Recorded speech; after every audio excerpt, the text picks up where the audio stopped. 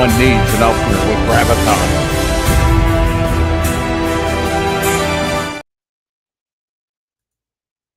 Welcome to the show, co-host Shadowhawk. I was getting ready to kick him just to do my little intro there. Yeah, see how you are? I kicked myself. Ha! Yeah, right. Yeah. Well, you can do a better job of it than what I do, you know. Look, I have matching title and matching shirt.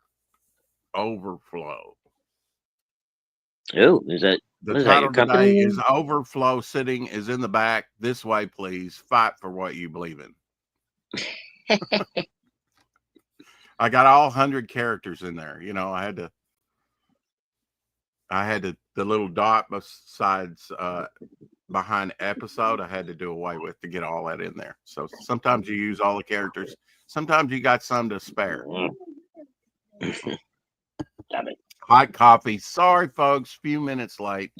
But you know, you got to have your coffee with a little bit of lime. Yeah, I mean, or at least you got to have a little zing to get you going. Hey, Carrie, thank you for sending me over on Instagram that Doctor Who site, whatever. I'll take a look at that at some time. Of course, Oi, Terry, good to see you, darling.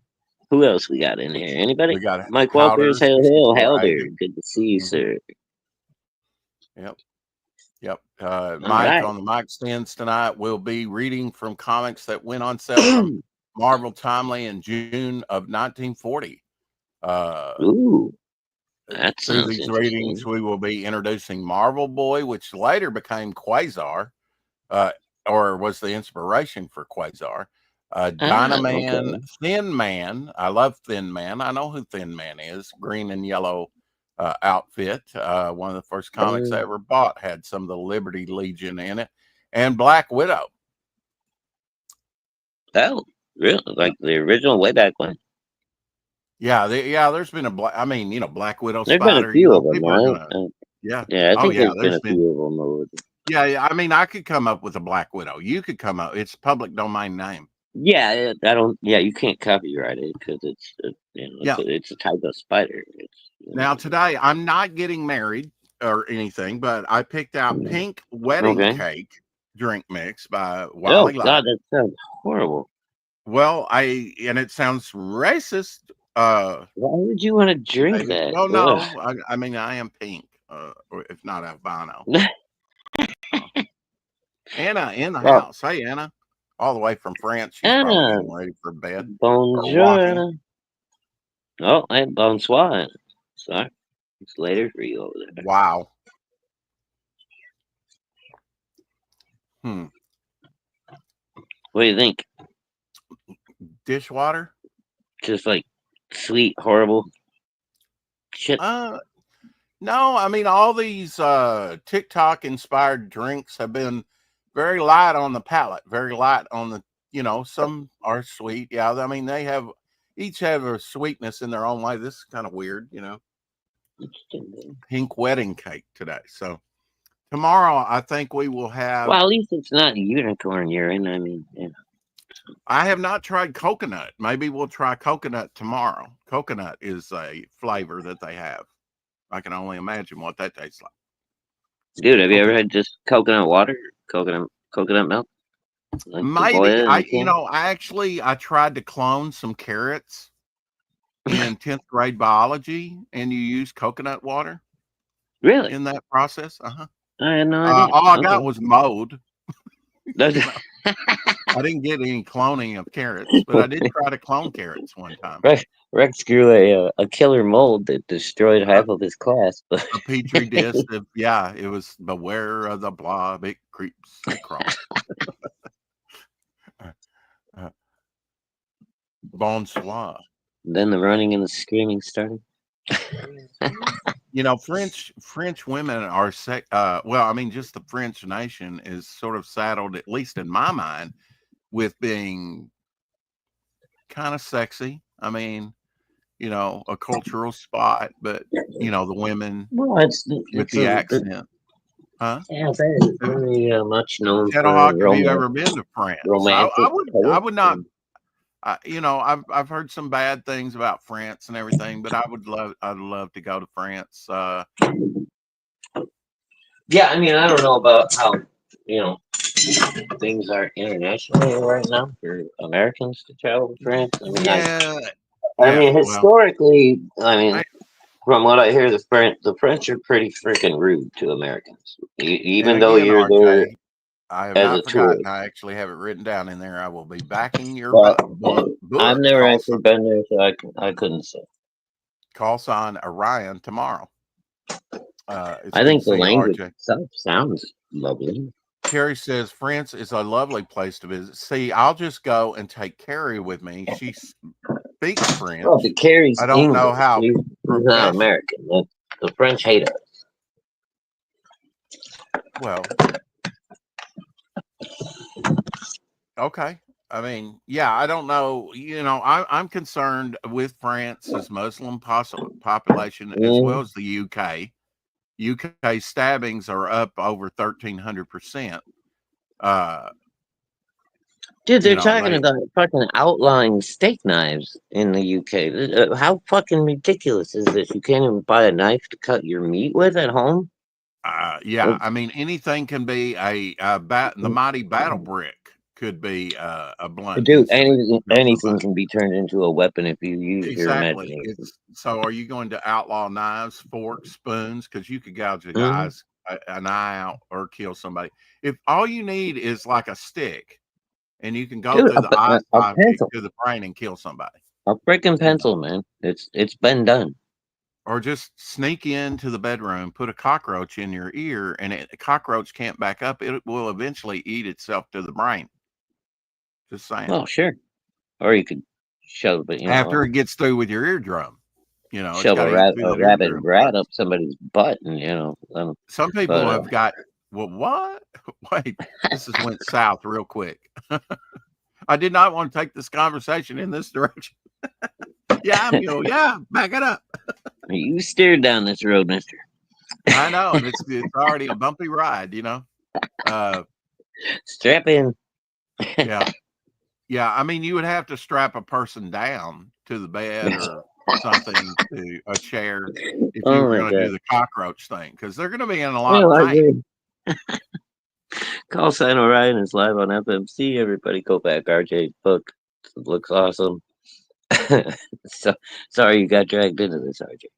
I guess through your ear, I mean, it's That's got to what get. creatures in our ears, I guess Captain. it goes right to the brain, right? I mean, it wouldn't go I to the mean, it's a short skull. The trip. skull Yeah, would stop. yeah. Yeah. I mean, once they get through the eardrum, it's Mm. like directly into your brain. Kind of like at the eye. Once you go through the eyeball, there's Yeah. pretty much nothing there Get down the separating you. optic nerve to the Hmm. brain. Yeah, it goes straight to the brain. That's why you can. There was. I mean, the only professional fencing fatality was in the 1972 Olympics. Oh, dude, you That, got it through the eye. through the Ah, eye to the brain. Yeah, it was a ah. Russian who killed a Frenchman. No Yeah. shit. That's got to be a Uh, horrible way to go. Although I bet you it's quick. You probably didn't even know what happened. yeah, it's quick. I mean, it went through his face mask. So, uh, That's you know, wild, dude. I thought that you wasn't supposed you to would think the happen. face mask would be heavy enough. Did We that we Russian? always had. Wait a minute. Was it an illegal FE? Was the fucking thing sharpened? They're not I supposed to be really don't sharp, know. right? 72 was, they had the people from Beirut, I believe, break in and kill a lot of kill a few uh Israel,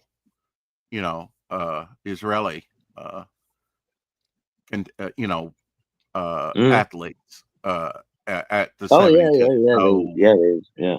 I so remember that was the just the fencing thing was just you know just a fluke, huh? something a bonus on top of all that mess that That's just happened at the crazy, 72 dude. Because Olympics. I mean, that really shouldn't be able to happen. You wouldn't think.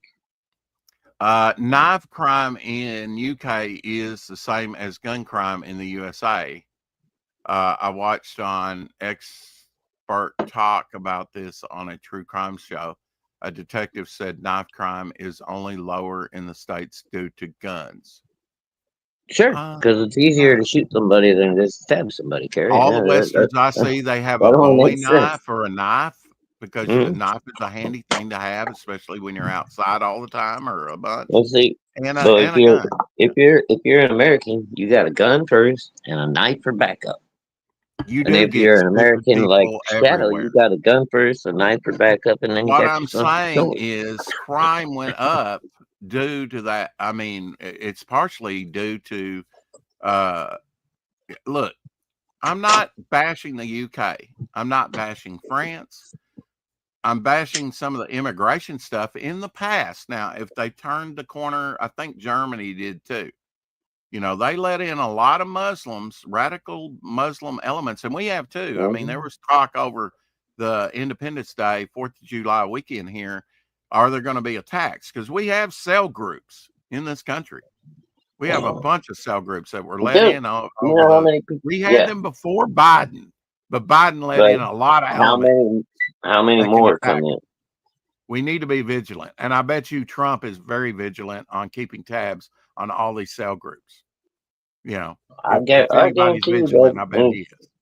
me and my neighbors, everybody I talk to, we're all vigilant in our own neighborhoods. When you see anything fucked up going on, But you I'm know. not dissing anybody, but I know this that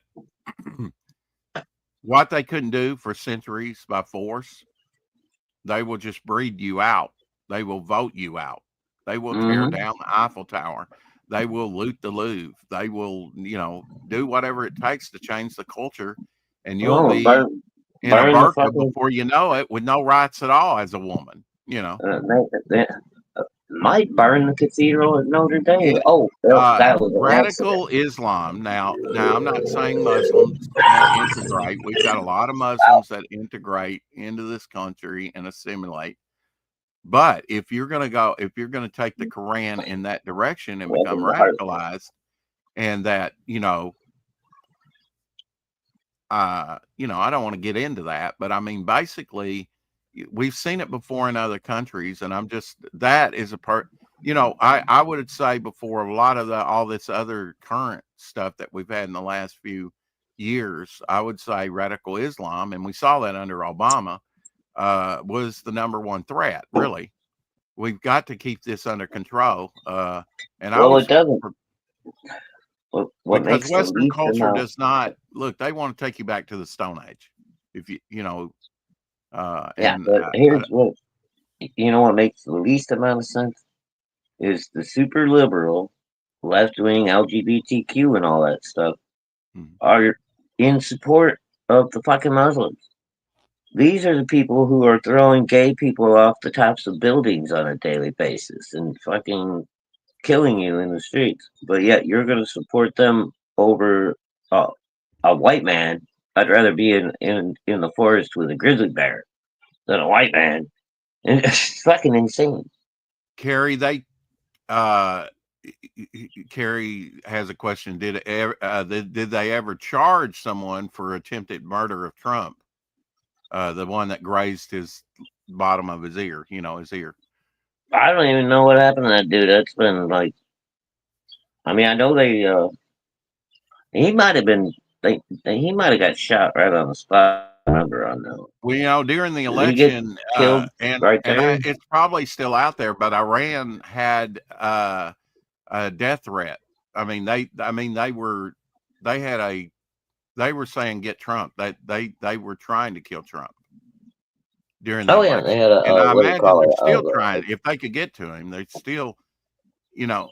Yeah, it's a fat lie, dude. It's a And fucking even order. the It's an order from Ayatollah that the. came out after the bombing, they've been bombed back to the Stone Age with all their Mhm. scientific and scientists, and we could have got Khomeini. Israel was ready to go in there and bomb where he was and kill him, but Trump stopped him.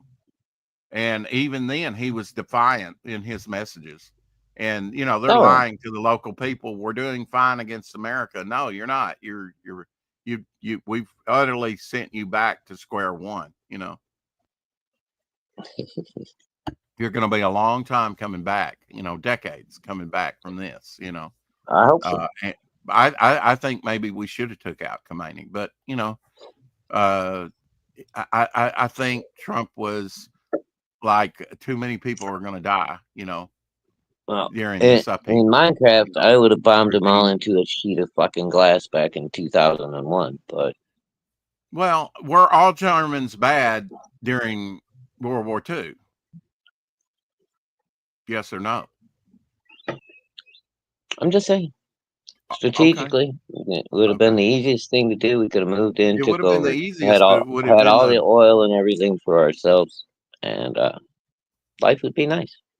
You wouldn't have to Israel worry only about hit terror. one refinery, at least initially. I don't know if they came back and finished the job, but they could have. What there were like 5 other refineries that they had targeted that they could have destroyed utterly Iran's ability, to process that oil and would have destroyed their economy. As it is, they're heavily hit. Their economy is, of course, they Oh, well, spend I it mean, on that's terrorism all the time. when So, when you are the main supporter of terrorism in the Middle East, you're going to get what you get. Sorry. yeah. I'm glad Trump has that attitude. Like, look, we hit you hard, and if you're fucking stupid enough to do something, we're gonna hit you even harder next time. Yeah, and it wasn't That's just the the attitude you have him to have. getting shot in the ear. It was also that attempt at the stuff found at the golf course. You know, there was a second attempt. Well, There were there was probably more. there There may was have at been more least than that. We just don't know about them. You know. 2 or 3 attempts on his life during the election cycle Yeah, before the election happened, and God knows, I mean, how many have been foiled since and he's that been would have been elected. fine with the Democratic radical that's like are all Democrats bad? No, Dude, they'd have been if fucking Trump would have got his brains but their blown out that leadership. fucking day. They'd have been dancing in the street. They'd have been celebrating. Yeah, Fucking they would have been a lot of the news agencies would have said, "Hey, yay, we got rid of this tyrant, this Hitler," oh, and which dude, is crazy. but I'm telling you, it's fucking goddamn horrible. It's amazing things have become this polarized, But but it is it's what it is. look radical Islam. If you want a jihad against the Western, I mean, it's been going on for centuries. Is antithetical. That means it's a piece in the puzzle that will not fit. I'm Mhm. sorry, you can't have uh, Western civilization has certain rights for women, let's say. You can't have Mhm. a no-go zone where the law doesn't apply. And yet the UK's kind of did that. France is kind of, I don't know Well, if that's they went what that I far, don't but they understand let why in a all these lot of radical Muslims that want to change your country into a exactly, country and they for want to take Islam. they want Wake and up, people. they're worried about Republicans taking away their fucking rights as women. What do you think's gonna happen if you're under Sharia law, you fucking Yeah. dumbasses? And there will not be, well, it'll fix that homosexuality and transgender crap. They'll just throw you off the top of a building. There'll be mass Yeah, death well, I if guess that's one that way ever to happens. do it. Yeah, Yeah. Yeah. I mean, that's your kind of scorched earth, what you're saying we should have done to Iran. I'm saying not all well, Iranians, and I mean, especially under the Shah of Iran, they were very that's why westernized I'm at that not, time. a deity of some sort because I would be a vengeful Yeah. god. I think American people deserve 100% transparency. You're never going to get it. I think we're coming close to it right now, although you've got a lot of people, Carrie, naysayers, come saying, on, have you ever gotten 100% transparency about what happened to who Princess shot Diana? I mean, look at the what pot charges calling were, the and kettle he's black over protected, here. and he's president again. Look, man, there was an uprising during Trump's first term. You just He talked was right in over the me, man. bunker for 3-4 days. Shadowhawk. Do you remember that? We never heard about any of that on them storming the White House and surrounding the White House in Oh, his first term. We never. mm, They kept that silent, and he was in his safe place in at the bottom of the White House for like 3 or 4 okay, days, good, and we right. didn't hear about it till afterwards. Give me 1 second to acknowledge something for Carrie. Okay. We still haven't gotten 100% transparency on what happened to Princess Diana after 35 fucking years. So, pot That's calling true. the kettle black here, dear. Yeah. And, Our government's no different than yours. They all hide shit from the regular people. yeah, and just looking on looks alone, yeah, the kid looks like the tennis player's son. You know, her tennis instructor. Yeah, Just saying. I'm not getting involved in all that mess. I'm The just saying roles are a mess.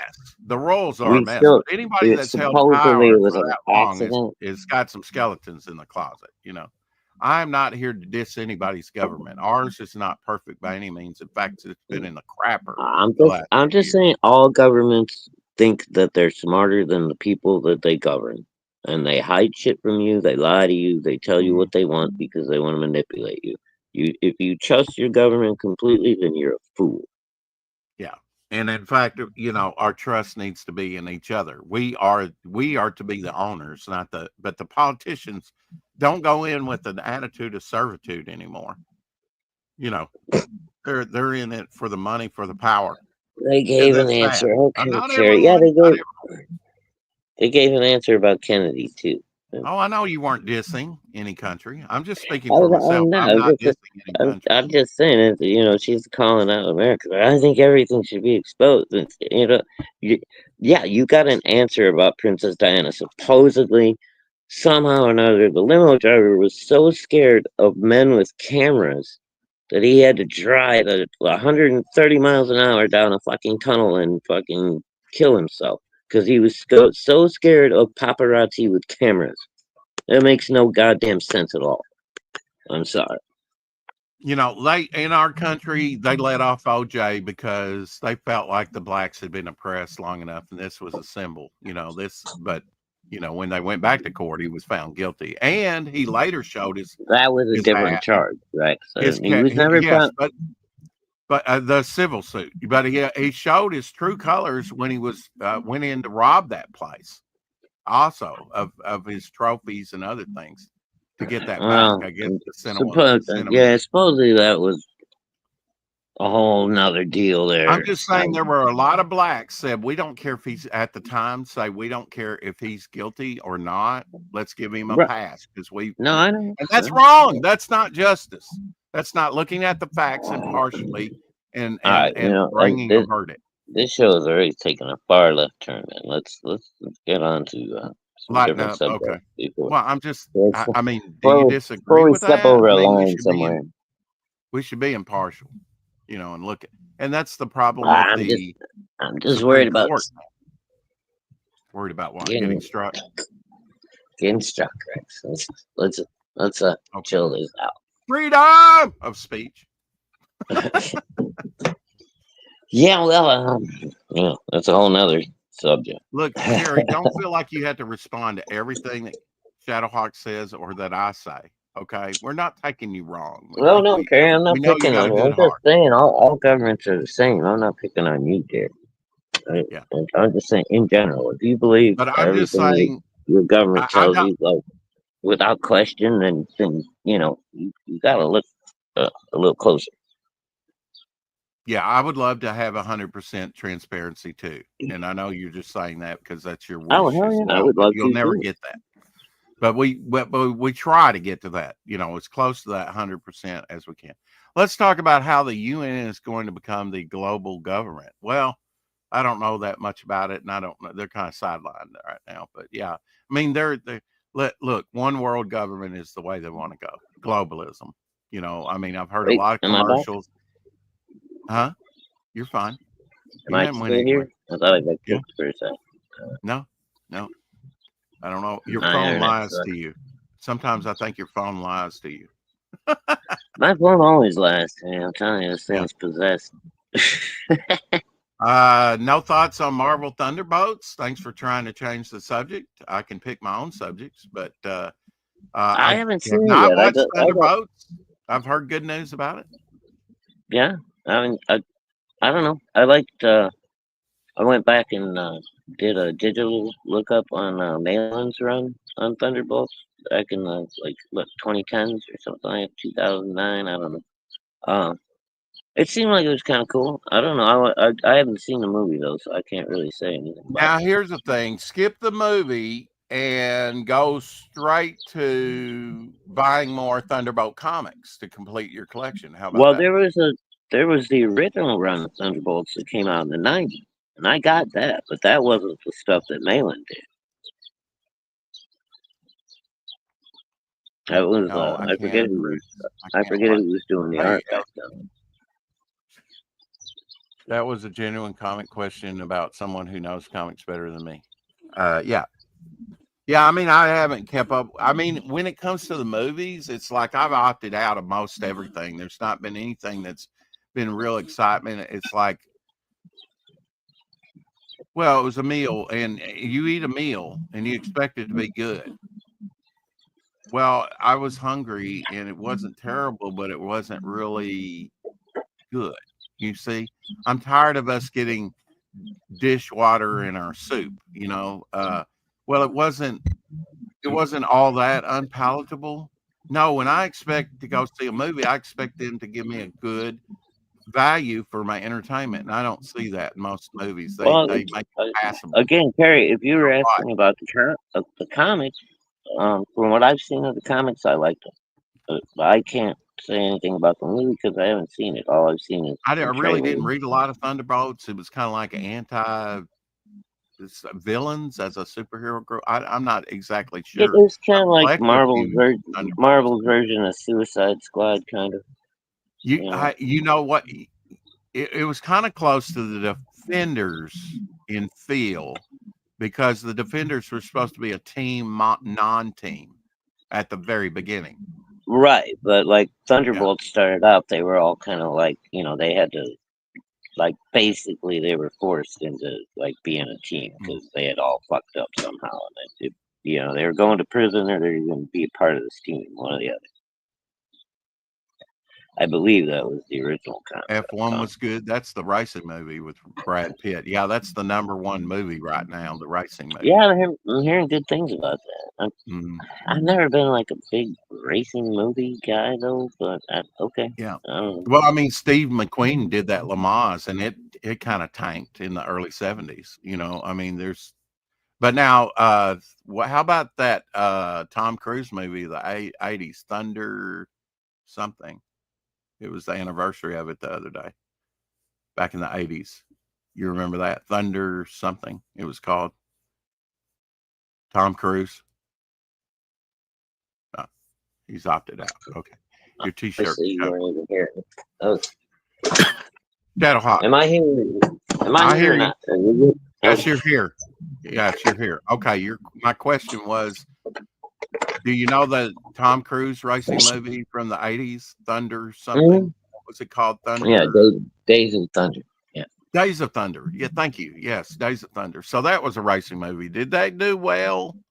it did well. I never watched it.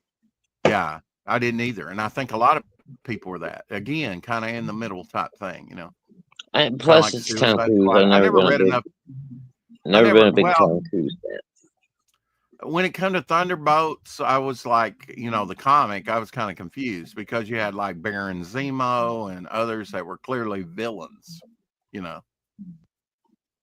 But maybe they were doing the Suicide Squad in because Marvel and DC's incestuous, they do one ideal and then the other one rips them off and then they do the very same thing.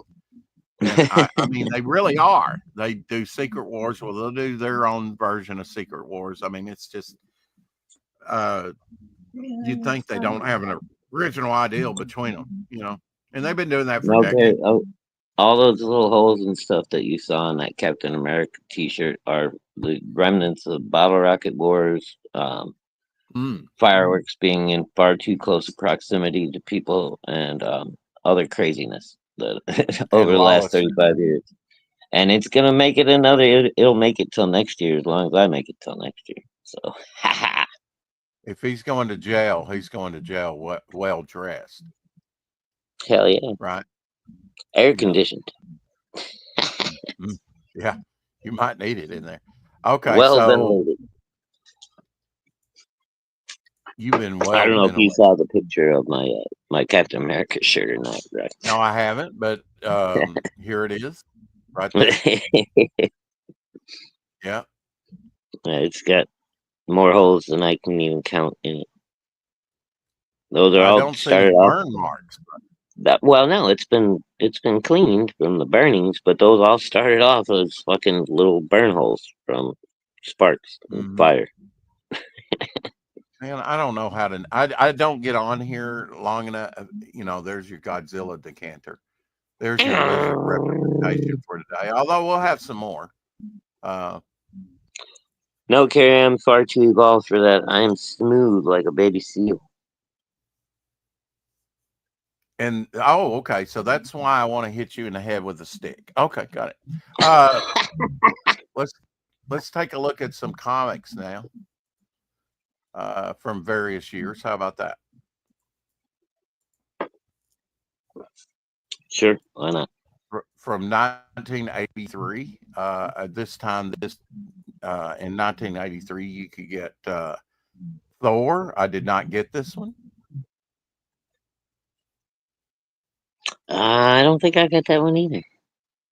All right, I here might have. is, Oh, and it I got that skips one. I Hawkeye. don't know why it wants to do that. Yeah, The Hawkeye I I got the got. Yes, Hawkeye. I was. Yeah.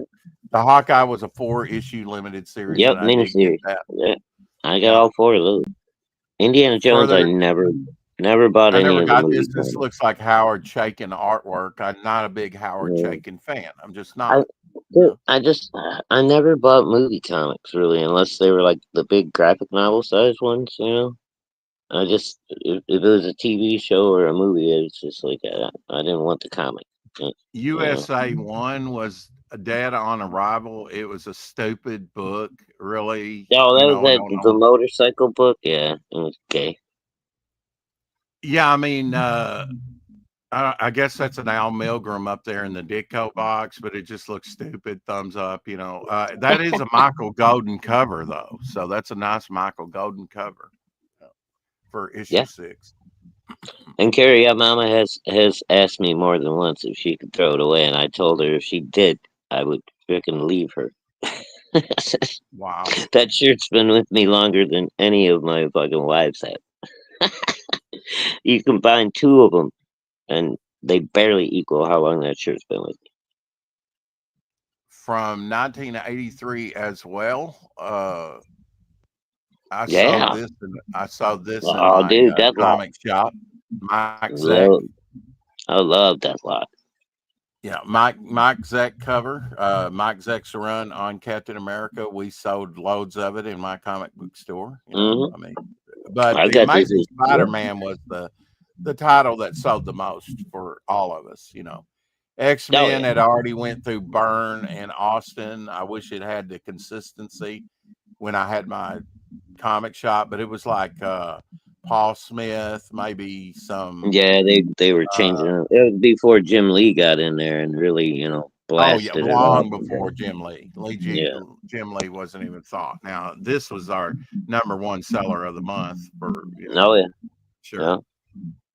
If we were still going in October, because in '83 at some time Well, we we one of the Batman titles had to been your like second top or close to it. great Doctor Strange with Dracula. I always like when they put Dracula in crossovers. Yeah, that's kind of cool. I mean, he's Magical, definitely supernatural, but right? But he's not tech. I mean, he's supernatural, but not magical, right? right. All right, And Elsie, so have a good time, buddy. it looks like Doctor Strange would be outclassed power wise. I don't know. And I may have bought this one. This one's an annual. Oh, Annuals dude, were I got always this one. Yeah, extra. Yeah. yeah. Who did the I cover can on this? This is I can tell the inks on it are by Klaus Janson. So nice. uh I can just tell his inks. Yeah, that's a cool cover, dude. I like that. Yeah, maybe Bob McLeod. I'm not sure, because Bob Maybe, McLeod yeah, was the might be Bob creator, McClellan. but Yeah, yeah. But I dig the way I they got wouldn't say it all could three be. low. It Uh, could be Gremlin, but it's definitely Klaus Janson. yeah, And Klaus Janson could have drew the whole thing himself too, and inked it yeah, it's because true too. Yeah, he he can might draw have. too. Oh yeah, he can pencil. But yeah, annuals and treasure editions were always, a bonus. This shirt, by the way, was given to I me by always my liked mother. I'm just when right the wearing annuals it. came out. I always tried to buy annuals. Oh, It just definitely. It seems was like you something, got a lot more bang, a lot more bang for your buck. I mean, let's check out Star Wars years. What was out at during 1977 on the stands? Gojira! Godzilla, with the champions going up against Godzilla. Yeah, good luck. Issue 3. Yeah. Well, Iceman really is an Omega level mutant all in its own. He could have froze Godzilla, I think, solid and been Yeah, done but with it. not at that point. He hadn't mutated that much yet. He, he had to be pushed into a corner to mutate his powers to the level of Omega. Is that the story? I did not know that. Okay. That's how it happens with pretty much all of them. They have to be like basically pushed to almost death to unleash the deepest most powerful part of their mutant powers, and then that's when they hit that Omega level. Now, it would be stupid to open the book and not find the champions in it. This is a perfect example of a cover that really tells you what you're going to find inside the book. Yeah, no, that's a It's cool not cover. I just love a it. pin. It's not just a pinup cover. It's actually got something to do with the contents of the book. We need to get back to that. I mean, and look at the perspective is great. Godzilla's head is huge. The heroes, Hmm. even Hercules looks dinky. He's like, oh Yeah. fuck, what are you gonna do against that big old lizard? Great Human Fly. I don't know that I've seen this cover. I know we had a lot of Human Fly in our store in our backup issue. Nobody was ever buying them. But now this is a great cover for Ghost Rider and Human Fly. That's a Oh character that had his own series and he just disappeared. I don't think the Human Fly have been around since then, probably. yeah, what happened to him? He just like they just stopped making them. Movie special here, Gil Kane cover, The Island of Dr. Moreau. Great movie with Michael York. Uh, Probably looked at this on the stands and passed it up. I didn't buy it. But this was kind of like one of those Yeah, annual just special movie specials yeah. that they came out And with. very few movie or TV based comics that I ever bought. I don't know. For some reason I had a thing about that. I didn't want it. I don't know why. And a great Cole story, but I just wasn't into the barbarian thing, just Oh, wasn't. dude, yeah, I love Cole. But the great Cole cover here, with the creature and everything. I mean, that's what comics is about. Oh, they're in peril, you know. Cole, And Conan, what was his Dagger, whatever his fucking name is. I don't know how you pronounce it. also from 1977, reaching toward the end, John Byrne cover here. John Byrne, I don't know if it's inside's interior artwork or not, but definitely where they're all bowing down to Doom. But yeah, supervillain team up was with Magneto and Oh Doctor yeah, Doom yeah, was I got coming. this one. Yeah, It was coming to an end. Uh, that's a classic so cover though, man. this is toward the end of the run. If it's not the final issue, I'm not really sure how many issues supervillain team up had actually, but that That's a it good question. wasn't more supervillain team up. Why don't we just do a search real quick on that? Because I I'm don't kind of think it lasted more than 12 issues, maybe. no, that was issue 14. So you're wrong. Oh, okay. That was 14. All right. Well, then Yeah, it barely made it yeah, over a year. I don't think there was much after that. that's true. Yeah, I mean, I think it was. Let's see, supervillain team up. Okay, and then take. Don't need that. What the fuck? Oh, Jesus. That's terrible, Carrie. What happened? Oh, Um, you know what? I need to couple just put of final issue. couple of footballers got killed in a car accident. Hmm. Apparently driving too Man, fast and had a blowout. I don't know. Sounds like something happened. it ran for 17 issues. It ended in 17? Wow. 1980. Okay. 1980. Yeah. I didn't think it got that many, but I didn't get to see a lot of them either. I think I only got like maybe 3 or 4 of them out of all of them. Here's the final issue right here with the Red Skull and the Hate Monger, and I always forget this guy's name. Oh shit, Cosmic Q. Look at that shit, man. Wow. Cosmic Cube. Uh-huh. Yeah. Hate Monger and Arnim Zola. There we go. Arnim Sola. Another That's the the guy yeah. with He his didn't get a whole lot of faces. play, did he? No, he didn't. You never heard of that dude.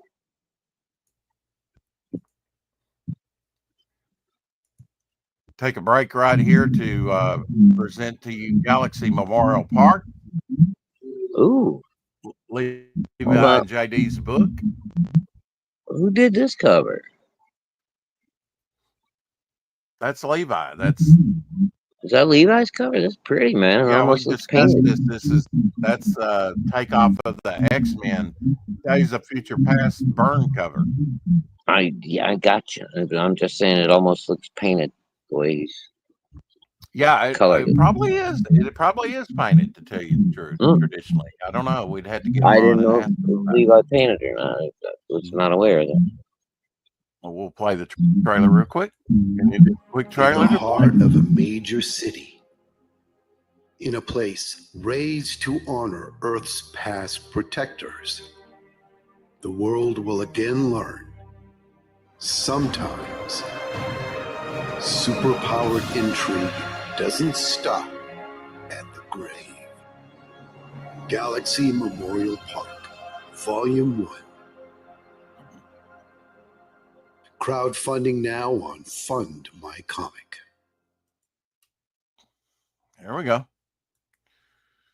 Go check it out over on Fund My Comic. A lot of great stuff, just like JD's Call Sign Orion, just like Devil Flyer, just like Fembat, just like Neptune Squadron, you name it, Follow Man, Devil Fly. Pigman. I mean, we finally got Oh, dude. Did you see Justin's announcement today? There's going to be a follow-up book to Pencils Down called Lead Idol. oh yeah, we featured it on the show yesterday as a sign up. Well, that was probably after I was gone, right? Maybe, yeah. You don't listen while you're going. Come on, dude. No, when I tell you I have a show, I mean I keep the show on, but that doesn't mean I'm listening the whole time because I'm getting ready to make dinner and stuff. What did you have as your feast last night? Last night, what did we do last night? Let's see. Friday night we did the fajitas. Last night we Leftovers with gravy. No, we didn't. What the hell did we do?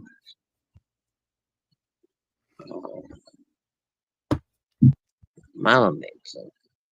Oh, we did hamburgers and dogs and stuff on the grill last night. There you go. Keep it simple. Yeah, and then tonight we're gonna do a beer can chicken on the grill. You got a whole chicken. You stick a beer can up its butt, sit them on the grill for about an hour. Yeah. Oh, it comes out nice. Pringles came out with that limited edition beer can chicken. They weren't that bad. They were actually better than that other what do you call it? A beer can flavored Pringle? Yep. No shit. Okay. Yep. That's different. If you want to kick yourself and come back, you're starting to echo just a little bit, brother. I'll be back for about another 10, 15 minutes or so. Okay, bro. Marvel 2-in-1 with the Invisible Girl. You see back there in the back on this cover, very early appearance, very early. One of her first appearances of Spider-Woman. So definitely you want to get this issue and the issue after this for the early appearances of Spider-Woman, if you're a Spider-Woman fan. And I just think that they're, this is from 1977. And Star-Lord, I saw this in so many ads. I never owned it. I do think I have a copy now of this one, but I believe this might be the first appearance of Star-Lord. I might be wrong, from Guardians of the Galaxy, because I'm not really up on my Star-Lord, lore. But one man against a galactic empire. Really quickly here, some from 1985, going up in time here. Firestorm. I don't know that I bought this one. Pat Broderick was doing a lot of these Firestorms, and I did enjoy it. Don't know that I got this one with Graduation Day, but I was buying a few for a while. Vigilante, that was one of the first direct books that ever came out on the market. This is a lighter issue here, but yeah, we started selling Vigilante #1 and 2 and things at my comic book store. This was a prestige format book that DC had at the time. Hex, which was a little difference, little modernization of the old Western character Jonah Hex in this series here from DC Comics. Dead Man, this is another prestige format one with the Neil Adams cover. Probably this has got to be a new Neil Adams cover. So this is the only way you'll get this cover is if you buy this reprint of the old classic Rob Kanigher. Now he wrote a lot of a lot of war comics for back in the day for DC. If it was a war comic, Robert Kanigher probably wrote it, but he also wrote Dead Man, some Dead Man with Neil Adams.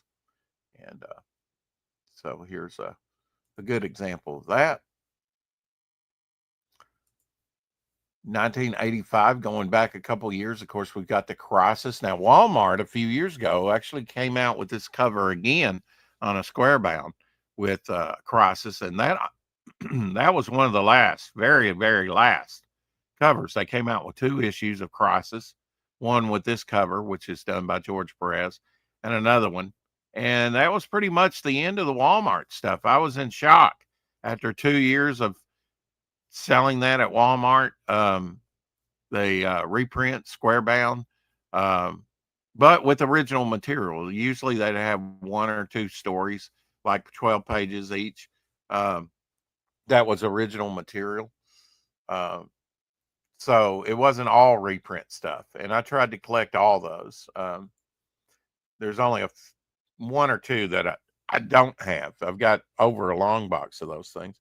One of the final DC Comics Presents comics here, with kind of the 80s, mid 80s version of Supergirl's costume here. Crisis killed a lot of these titles. DC Comics Presents was one of them, sadly, because I always enjoyed that. That was kind of like a team up book, Tales of the Teen Titans. Once it hit Tales of the Teen Titans, I'd been long out of reading this because they kind of broke up the original, but there was some good stuff. The Fearsome Five, I remember when they first made their appearance, and that other character there with the hood that's kind of on fire, glowing. He's from Superman. I did like that character as well. I would buy this today. That actually looks pretty intriguing to me. And one of the last Justice League, they, or a later Justice League issue for sure. This was like Justice League Detroit. The characters that are mainly there, Steel and Vibe and Gypsy, Vixen and Xanadu, with Aquaman there, of course, and Mira going up against Amazo, the villain. My character, Jen, is looks a lot like Amazo, I think. Hey, Janet. I hope you're getting settled in from your trip. This is a John Byrne cover here from 79? 79, yeah. John Byrne cover here going up. That's the Thing going against Thundra. Thundra was part of the Fantastic Four. So actually, she at one time So this is kind of teammate against teammate in this issue. I always liked Thundra. I think she should get some more playtime. Shogun Warriors, intriguing. I would collect some of these today just for the sheer nostalgia of it. I do have some Shogun Warrior toys, diecast toys that I hope to find and show on the show again. Once I get around to cleaning some more. This is number 9. I never bought Shogun Warriors. Little spotty on Spider Woman here with co-starring Werewolf by Night, but a good title. Machine Man, I totally missed out on these Machine Man. Steve Ditko doing the artwork and all these. I'm trying to go back and collect all these. Although number 11 here, it doesn't look familiar to me, so I might not have that in my collection. Although I would like to add it to my collection, all those Machine Man, because he is one of my favorite characters. 1984, my graduation year. Here we go. Right after I had closed my comic book store down, so I was buying these along with everybody else at another store that had opened up. So I kind of got kicked off some new stores and they've been coming and going ever since. This looks like a Charles Vest cover, if I had to take my guess. Although it kind of looked like Leonardi, I guess, cover at first. And it may be his work. If I had a guess in between those, it'd probably be him. Power Pack. I was reading Power Pack, at least the first few issues. I don't remember this cover being number 3, but was buying it. And the limited series, The Last Starfighter. Definitely, if you've not seen that movie, this being a movie adaptation to a movie adaptation comic. Last Starfighter. I never bought any of those, but might buy those today just for the sheer nostalgia of it. See what they did back then. You can probably pick them up for fairly, good price. I was definitely buying Amazing Spider-Man at this time. Puma, very early appearance of Puma, going up against Spider-Man there. Oops, skipped one there. There we go. Thor. Was definitely buying most of Thor's with Walt Simonson and reading them. He had a great run on Thor. The Micronauts, the New Voyages. This is the issue 1. I bought more of the New Voyage than I did the original, or just about as much. This having a Michael Golden cover, wonderful little mix up and a little different in the team. Their second series, I thought it was entertaining. Maybe it was that number 1 issue that made me want to jump on. Iron Man Annual number 7. Got some Avengers there, so don't remember buying that though. May not have seen it. With all the annuals, you don't always see it. 1978, going back a few years, we got Carmen Infantino, and he did a lot of these. He's a former Flash, known for Flash and other things over there at DC Comics. Was the editor-in-chief, but in the early 80s, he did do some work for some Marvel, and Spider-Woman was, it. Gene Colan here on Howard the Duck. Gene Colan cover. Later issue, number 27. Cole versus Thassa Doom. Yeah. Very neat cover. 35 cents, though. I was kind of new to collecting, so I wasn't collecting a lot of these titles. John Carter, Warlord of Mars. Rudy Nebree's cover, I believe.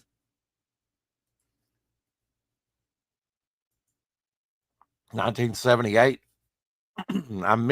I think I missed this one, or maybe I got this one. I don't know. But yeah, they're all battling to be defenders, Tournament of Heroes. I don't know. They had Torpedo and all kinds of Stingray there. obscure characters. Havoc and Polaris weren't known to be around that much. Hellcat hadn't been around this much. This is a John Byrne cover on this one. Fantastic Four annual. I didn't buy it at the time, but I found out about it later on, going up against Mole Man and his Moloids.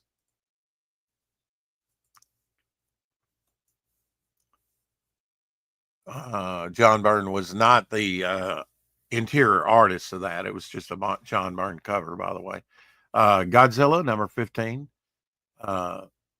had 20 something issues. It wasn't, so this is about over half done, with the series Godzilla. Only sporadically bought these things. I think I bought an issue that had Fantastic Four crossover in it, but this one having a Western theme to it. There's you some more lizard representation. Lorenzo. 1982. Let's go up a few years. We're jumping around here, but George Perez was doing Justice League. He had a good run. This is Justice League 207. He did the 200th issue. He was doing it when it was in the 180s. So he had a good run on Justice League. I really enjoyed it. Especially this, when you get such a crossover of characters. The more the characters, the better, And this was kind of a riff on Crisis, Crisis on Earth Prime. Good, but then Crisis had been in Justice League for a while. Wonder Woman, Ernie Chan cover here. I was getting some Wonder Woman by this time, I think, but not this issue, I don't think. Interesting word balloon logo there. Did get this, though. I did buy this on the stands. It was intriguing with Clark Kent and Superman together. How could that be? There's one, and it was the 50th Golden Jubilee issue, going up against a neat villain called the Atomic Skull. This is a Pat Broderick cover. Like I said, Pat Broderick was doing a lot of these Fury of the Firestorm, the Nuclear Man series, and I enjoyed reading that.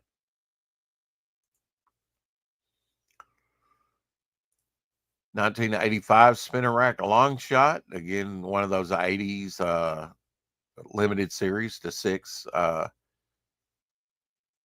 Art Adams cover here. Early Art Adams stuff on Long Shot.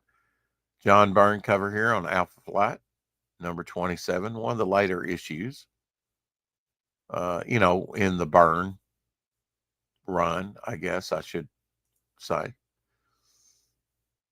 Amazing Spider-Man there, going up against one of Galactus' former heralds, Firelord.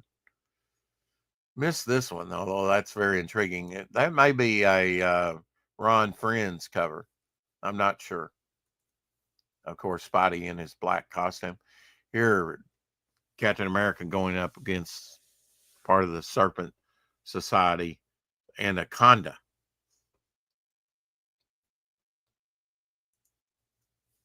After, let's see, 1985 here. Another limited series, Vision and Scarlet Witch, number 1 here. This is during this series. This is when they introduced the Vision and Scarlet Witch's children in this series. So very worthwhile. Some of these issues have actually acquired some value over time. I do have this in my collection. Oh, I don't know why. Very definitely 80s vibe on this Peter Parker Spectacular Spider-Man double-sized annual. You can get these things cheap. Is any black costume Spotty that you can still get cheap in good condition, I would say go ahead and get it. It's probably a good investment. Micronauts, the New Voyages. Didn't read that for very long. It seems like Pat Broderick also did some artwork in the Micronauts as well. Doctor Strange, I love this cover. Going up, kind of a different look for Doctor Strange. I was reading it around this time. This might be a Marshall Rogers cover because Marshall Rogers was doing Doctor Strange around this time. I think that's probably Marshall Rogers, known for his Batman work in the mid 70s. 1980, great George Perez cover here. One we often look, King Size Annual. I did buy this when it came out. It was wonderful. Wonderful, man. His stuff always drew me in. Tight cover there. A lot going on in that cover. And then, of course, Win Toys R Us shopping spree banner across there that ruined many a great cover. Really. Here's another one. The Hornet. I believe I've got a lower condition one of this. I think I saw it not too long ago. This is I believe this is a Frank Miller cover, believe it or not. I think that might be a Frank Miller cover on that one. Going against the Hornet, which is a really obscure character.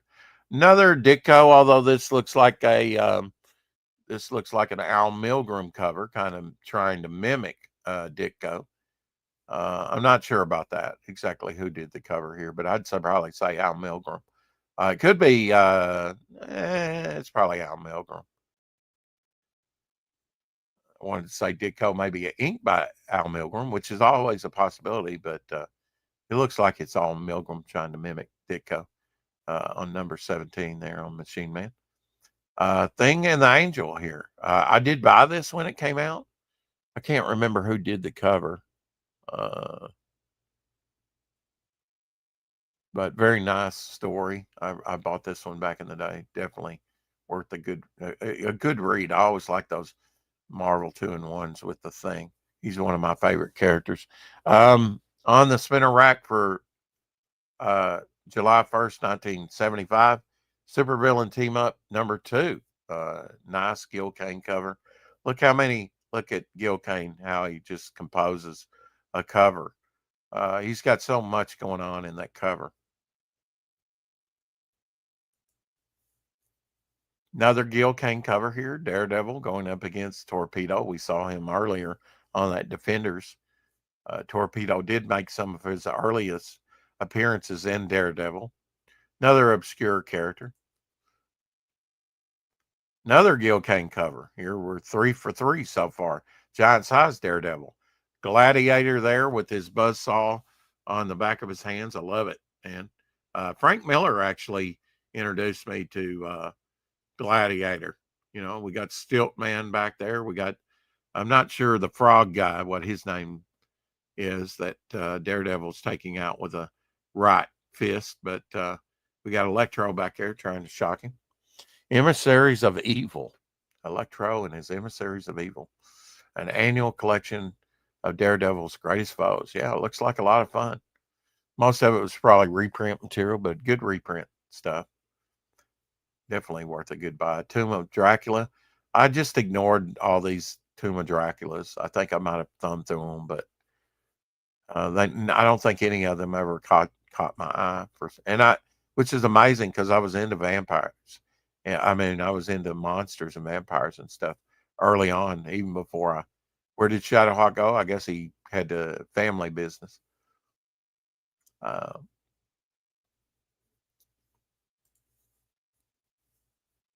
Gene Colan doing a lot of those. I think we looked at this there. Let's see, 1987. So going up here, another black costume, Web Spider-Man, giant size annual, number 3 there. I think that says. Missed this one completely. I did buy some Web of Spider-Man though. They came out with like 5 titles done by him. This looks like a Neil Adams cover, but I'm not really sure on this annual. It could be.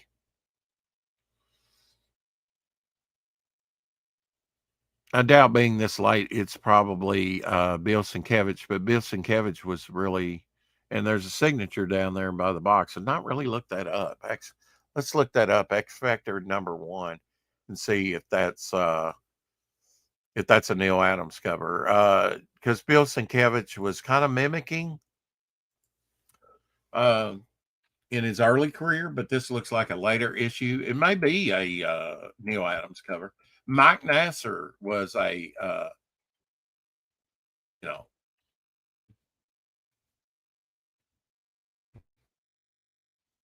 sort of a mimicker of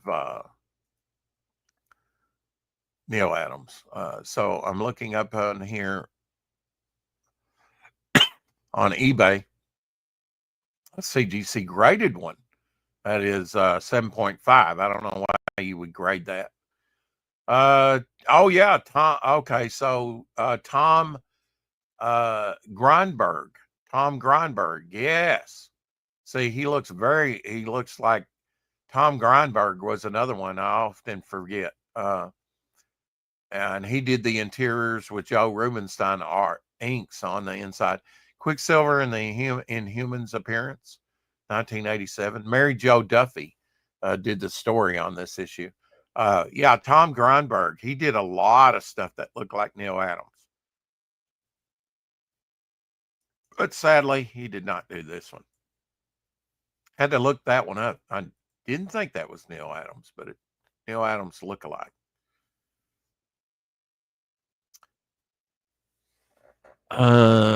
Let's see.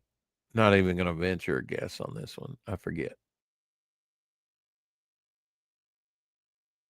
Probably, I mean, Klaus Janson. It's got Klaus Janson written all over it.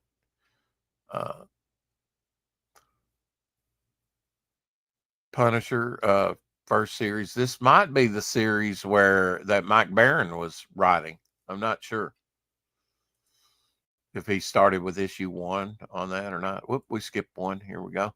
Doctor Strange, Strange Tales featuring Cloak and Dagger and Doctor Strange. There we go, going up against Nightmare. Who's that other character that looks like a Valkyrie? I don't really know. Or actually, there's a couple of Valkyries there. So I don't know what's going on, but interesting. Didn't always get these Strange tales. I like the early Cloak and Daggers. Cloak and Daggers making their first appearances in Peter Parker's Spectacular Peter Parker. So I kind of followed them from the very beginning. 1977, I had mentioned Marshall Rogers. This is Marshall Rogers. And the great thing about Marshall Rogers' Detective Comics run is Terry Austin did the inks. Very early Terry Austin work. He really made Marshall Rogers stuff, took it to another level. You know, it was a great run of Detective. And Batman, I always love this logo with this cape wrapping around the logo. Action Comics. It's a Ross Andrew cover, I believe. Not sure on that one. He did a lot of Superman. Ross Andrew was drawing a lot of Amazing Spider-Man when I first started collecting. Wonder Woman, nice engaging cover. Plus Dr. Midnight. Wow, I want this issue. Issue 235. I'll have to look that up. If it's got Dr. Midnight, because Dr. Midnight, oh, there he is, Dr. Midnight right under the logo, very small. Kind of a King Kong cover, if you really think about it. Got the Brute there on top of the Washington Monument. So that's cool. Anytime you see like a monument, like, you know, if it's the Eiffel Tower or Statue of Liberty or the Twin Towers, especially now that they don't exist, I say pick it up if it's on the cover, because I mean, I'm not saying that it's got a good chance of becoming, you know, at least having that going for it. Superman movie, you could be in the Superman movie, little thing up there on top of that. But yeah, Dr. Midnight on top of that. So does this story take place on Earth 2? I don't know. It's kind of confusing when you start talking about Earth 2 or 3, you know, Earth X and all that. If you never read it. Star Hunters, this is an obscure one. DC Superstars. This is a later issue for that run. DC Superstars is the title, so if you look it up, you'll want to look it up under DC Superstars and not under Star Hunters. Very obscure. Very one of my first one was the comic books. I mean, very, very first one that I bought at TG&Y. Right after I started collecting in 1976 was the DC Superstars. I think issue 2 of DC Superstars, which had a lot of reprint stuff in it, but they were doing original stuff by the end of this run, like Star Hunters. Star Hunters never really went anywhere. So 1982, this would have been when I had my comic book shop for sure. Amazing Spider-Man 233 going up against Tarantula there. We would have sold this in my store. Great John Romita Jr. cover, because this was John Romita Jr. was drawing it at this time. Great kind of split panel cover using the same two characters on there. Hercules, highly recommend this. Hercules limited series, Prince of Power. Great read at the time. Bob Layton doing the artwork. Bob Layton, this is when I learned that Bob Layton could draw as well as ink, because I'd just seen him as an inker. And then they came out with this, and I was like, no, Bob can. And of course, Bob Layton dropping stuff on X every day. He draws commission work every day now and posted on X. Good series, though. Micronauts, this is a great looking cover. Where the Micronauts are small, and then you got the pilot skeleton in the background, these freaky looking creatures. I don't own this one. That's an Ed Hannigan. I can an Al Milgrom cover. I can tell by the little circular ball there at the bottom how Hannigan always does his stuff there. Like I say, Al Milgrom's probably done more covers than any other comic book creator. This one I love. This is great cover, split panel. Got something to do with the story insides. Oh no, Thor is turned back into Donald Blake. I think I bought this one at the time. How's he not going to go squish? He needs to hit the stick, to become Thor. If he's, the lore is if he's separated from his hammer for over a minute, which during battles can happen, and then you get a countdown by Marvel. It was always a good tension bringer to the story. Thor 324s for 60 cents. 1982, heck yeah. Wolverine, bought all these when they came out. Frank Miller cover. Worth some bucks now, and I don't think I have any of them in my collection now. But great series. If I could pick them up cheap, I would. Mike Zeck during his run, great Mike Zeck run on Captain America. Here is Michael Golden again on Doctor Strange. He did some Doctor Strange covers. Moon Knight, early Bill Sienkiewicz, sort of exploring his moving away now, away from his Neil Adams style into his own style. Very cool red background with the dress disappearing. Never did really pick up on these Midnights. I don't know why. They're really well done. I think that was the one that I probably underestimated at the time that I would really enjoy today. 1979. Here, Battle of the Planets, Gold Key. Never really saw any of this stuff. If I did, I just passed it up. Of course, I never watched G-Force. That was on cable around here. It wasn't on standard TV, ABC, NBC, CBS, or PBS. Might have saw some of this on PBS. Don't really remember. Buck Rogers, yeah, Whitman reprints. Whitman reprints in the early 80s. They're considered variants now. Maybe for the sheer nostalgia of it, just seeing all these different actors here painted on a cover. But Whitman's reprints worth nothing. Now they're worth something. Not every Whitman, but, Gold Key, Beetle Bailey. Mort Drucker cover. Always, pass these up, sadly. I'll collect just about anything now. Great cracking cover here. Boris Karloff, Tales of Mystery. Always pass this up as, well, it's not Marvel, it's not DC, it's kind of cheaper, you know. But great cover there. I'd collect them today. 1983 here, The Thing. He got his own series after 100 issues of being in Marvel 2-in-1 was canceled. And so he got his own run that John Byrne drew, that John Byrne wrote. He wrote this series. John Byrne Thing had up there in the Ditko box, the little corner box. Great cover by Bill Sienkiewicz. You know, Rom saying, "Look at my crotch." Great downward stare. Great cover of Rom Annual #2 by Bill Sienkiewicz. New Mutants, I was collecting the early New Mutants and reading them by Bob McLeod, who created, this is a different team. New Mutants got started in a graphic novel form, their first appearance in New Mutants graphic novel. I still have mine, signed by Bob McLeod. He was one of the first creators that I saw. I was reading Daredevil. It's amazing. I was reading Daredevil after the Frank Miller and Klaus Janson run. It just did not. Now, I did buy that Gladiator issue. There were a few that I would buy. I would look it over, but I was like, yeah, the Frank Miller's artwork never grabbed me. I'd call me stupid, you know.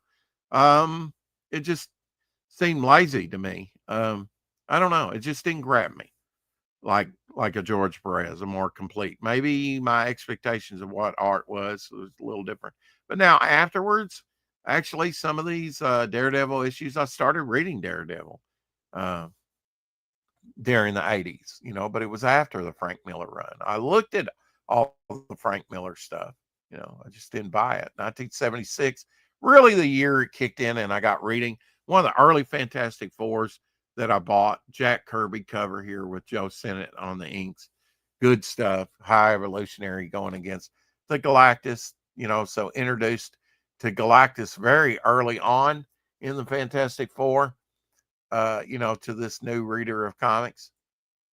I always liked Galactus. He's one of my favorites. Warlock, number 15. Great Jim Starlin cover here. Didn't buy that, sadly. It looks great.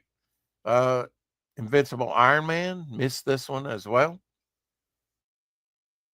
But then I just started collecting. And if you see, some of these are like 30 cents, 25 cents. So it's getting ready to change. Gil Kane cover here. Marvel Team Up. I bought more Marvel 2-in-1s with the Thing than I did Marvel Team Ups. Occasionally I would buy a Marvel Team Up, but I did like Spider-Man. It was okay, but it wasn't my favorite by any means, although I did read Amazing Spider-Man there for a while. I like the Hulk. You know, I was kind of like, pick what I like the most in the month, you know. Brave and the Bold ran 200 issues and was canceled.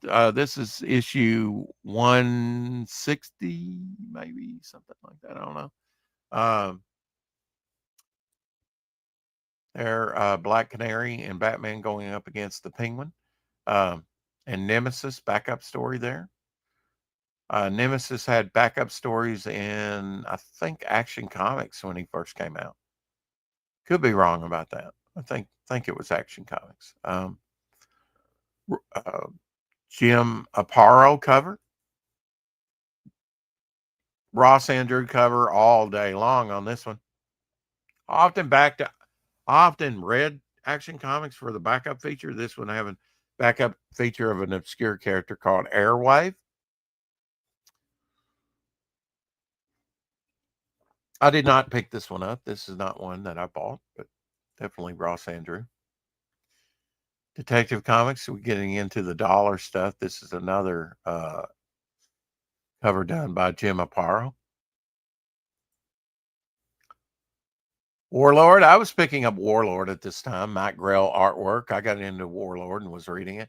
This is one of the issues that have OMAC one man army. And I believe the OMAC story was drawn by Jim Starlin. So often I would buy a book for the backup issue. 1980.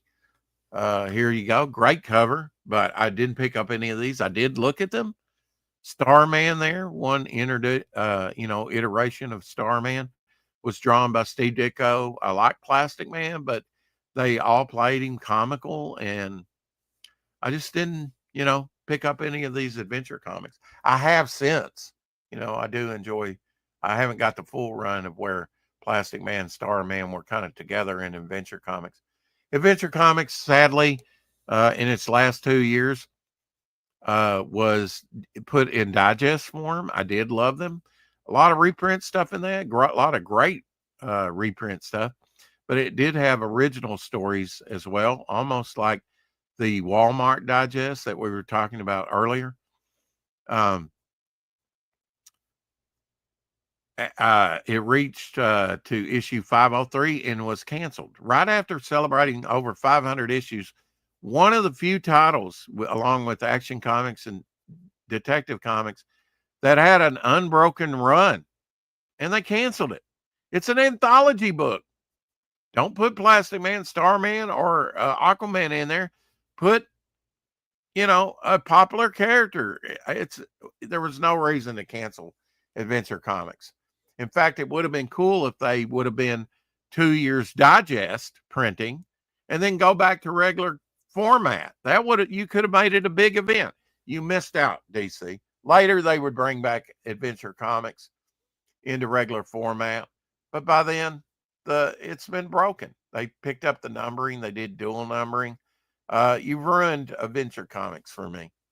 I actually have or had. I don't know if I've sold it. This is George Perez. He had a great run on Green Lantern. Did a lot of the covers. His stuff always drew me. You want some Kirby dots? There you go. There's some cosmic Kirby dot stuff. Always love the backup tales of Green Lantern. 8 new pages. They were doing that during this time, like that idea. Got exposed to some great Adam Strange stories. Yeah, I might have some production artwork on that cover. I'm not sure. I used to. Now I did buy this one, and I love that. Loved during this time reading Legion of Superheroes for the very first time. Really got me. Well, I mean, one of my first books was a Legion of Superhero book back in 1975, I think, or 76. And, kind of broke me into the Legion. I was not unfamiliar with them. And Untold Legends of Batman, this one's actually been made into digest form and reprinted. Great. I believe Neil Adams cover there. Untold Legends, I think, was a 3-issue limited series. 1978, early appearance here by Moon Knight. Definitely a book to pick up. Dave Cockrum on the cover artwork, I believe, to this number 22. Pound for pound, Peter Parker, Spectacular Spider-Man. It might have one of the 5 titles that was running. You had Web of Spider-Man. You had Amazing Spider-Man. There was a time when they broke out with a bunch of Spider-Man titles to kind of counter the different 5 Batman titles they had. Detective Comics, Batman, whatever.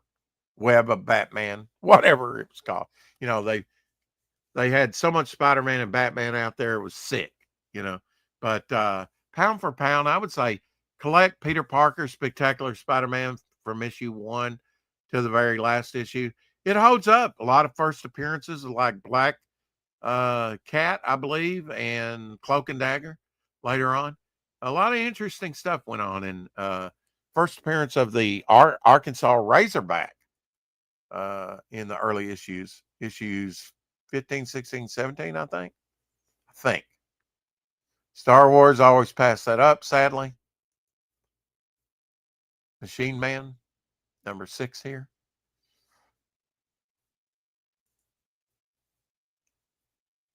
Oh, skipped one. Here we go. Masters of Kung Fu, always pass that up. I believe this is a Mike Zek cover, though. Mike Zek did do some of the covers to Master the Hands of Shang-Chi, the Master of Kung Fu. Also, Paul Galassi. I always remember Paul Galassi on that. 1978. Oh, yeah, man. Avengers on all cylinders during this time in the Korvac saga. Definitely. I mean, this is X-Men's Days of Future Past. This is one of the greatest reads. You can get it in sort of truncated, but you can get it in uh, trade paperback form. And I do have the trade paperback of the Korvac saga. But like I say, it is truncated. I would say just during all this run, you know, by Avengers, because it was start with issue 140 and go up, you know, you'll love it. Another great cover, just a wonderful Doctor Doom cover here. Fantastic Four 198, leading up to Reed's battle with Doctor Strange in issue 200.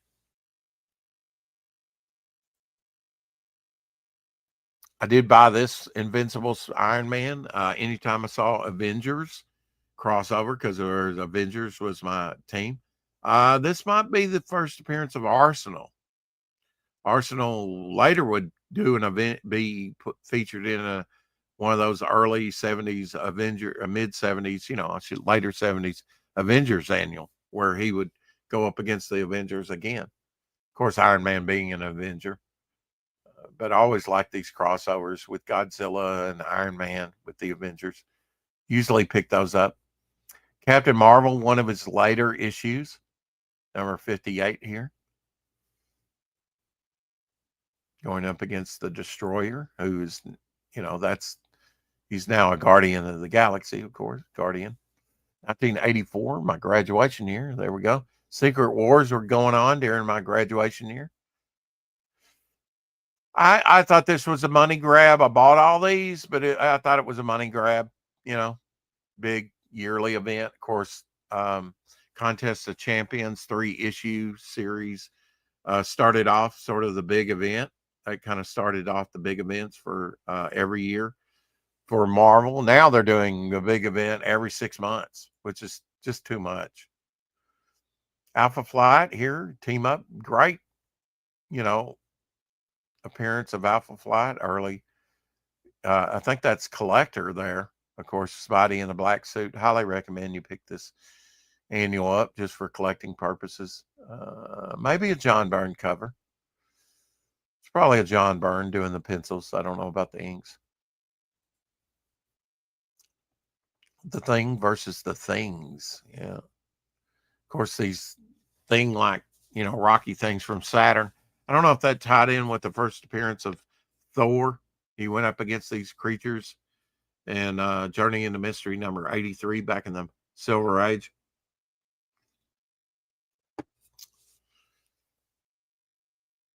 Ron Wilson doing the cover here. Ron Wilson doing the insides. Just like, I don't know why they just didn't continue.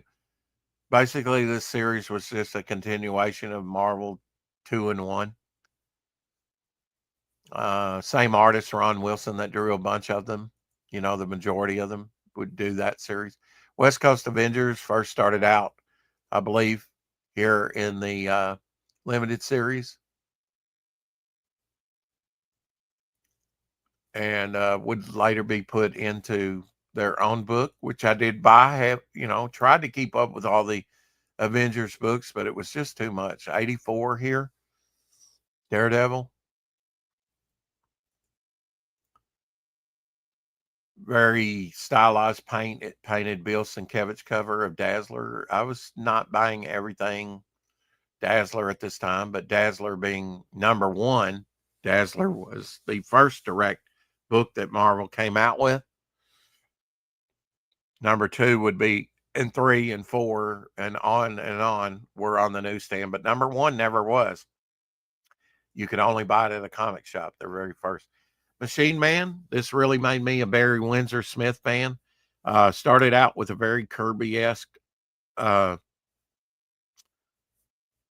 you know, he was told to draw like Kirby, and he did draw like Kirby in the early years. Barry Windsor Smith, but this made me a fan when he was kind of coming on. I highly recommend Machine Man. You can probably pick it up in trade paperback form, I'm sure. Great limited series on Machine Man. Made me a Machine Man fan. Another Bill Sienkiewicz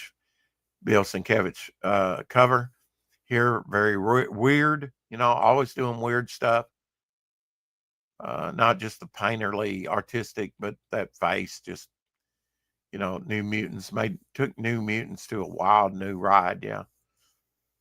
He was really experimenting during this time. This here might be a Bill Sienkiewicz cover. I'm not sure. Probably not. Probably not. I had to look that one up. 1979. There we go. Star Wars. That's I can tell by that. That's Carmen Infantino cover. He did a lot of that Star Wars stuff. I guess that's kind of when he kind of glommed onto, out of DC. Although he was doing in the early 80s, he was doing, a little later, he was doing Flash again. That's when I started to read Flash. But he did a lot of the Star Wars stuff. This is a direct comic. You can see the barcode is got a line through it. It's got the diamond up there. This was early direct. So if you could get this instead of newsstand, this is the one to get. I think it's lower print run with the diamond and the mark through barcode. Great cover here. Yeah, you get some great covers on Peter Parker's Spectacular Spider-Man. The Lizard going up against another Lizard. Marvel Spotlight, never really kind of paid that much attention to these, actually. Captain Marvel in the early Marvel Spotlights. Mike Zeck cover here with Dan Day on the inks. Or Gene Day. I'm not sure which, but Day. Again, you got the barcode and the lined out and the diamond up there. If you can pick up any issues that are done like that, those are early directs. 1979. I picked this up issue. I picked this up last year. One of the few back issues I bought last year from eBay online and sent through the mail to me. I believe this is the first John Byrne issue. So I had to have it. I had it back in the day, but of course, Galactus. He didn't do the cover here, but definitely one to pick up. I think this is actually a Pollard cover. Keith Pollard. He's a great artist of the time. I read a lot of his Thor stuff, but this is a Keith Pollard with John Byrne on the inside. Number 210 of Fantastic Four. Iconic. This has been put on T-shirts, mugs, everything. Iconic. John Romita Jr. and I believe Bob Layton on the inks. Believe that's right. But just iconic cover of him changing into his costume. Been used on a lot of stuff. I really need this one in my collection. That's a great one to invest in. Another diamond here with the barcode and word balloon around the logo. That does happen occasionally. Maybe Al Milgrom, probably Al Milgrom cover there. Al Milgrom did Defenders for a while. Did I miss one? Yeah, I missed one. There we go. Marvel Team Up. Here you get a threefer, 3 with Spider-Man going up against the Silver Samurai, which he's a pretty tough customer. So they're going to have a problem stopping him. June 25th, 1991, X-Force #1 came out. We reported on that. Another John Byrne cover here from 1985. He also did the Daredevil #200 cover. John Byrne did. The Thing again, another Ron Wilson. I like that. I actually like this one from Ron. I like a lot of Ron Wilson thing. He wasn't the best, but he was, you know, I always there's something I love about Ron Wilson. You know, not everything. I mean, you know, Squadron Supreme. I actually have this whole mini series, 12 issue. We called it Maxi Series, a Maxi Series. I actually bought all this in floppy form back in the day. Uh, I always liked to Squadron Supreme or the Squadron Sinister, whatever you want to call them. They first started out as the Squadron Sinister, Sinister Squadron, whatever. Um, they were villains, but they were in the first Avengers. Really, these are takeoff characters, Marvel versions of of the Justice League. Hyperion there going up against uh, Scarlet. What's his name? Uh, was supposed to be Superman.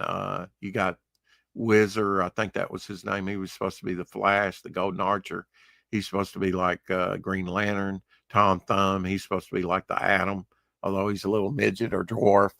Uh, Lady Lark, she's supposed to be like Black Canary. All these were kind of like Marvel versions, and I like them. Uh, Another Jim Starlin cover here for Dreadstar. Didn't buy very much Dreadstar. Of course, Comics. Epic Comics was Marvel Comics. It was something they kind of wanted to do outside their own continuity, outside their own universe. 1974, going way back. Here we go. We got a nice Gil Kane cover here of Iron Fist and Marvel Premiere. Of course, Iron Fist would get his own series.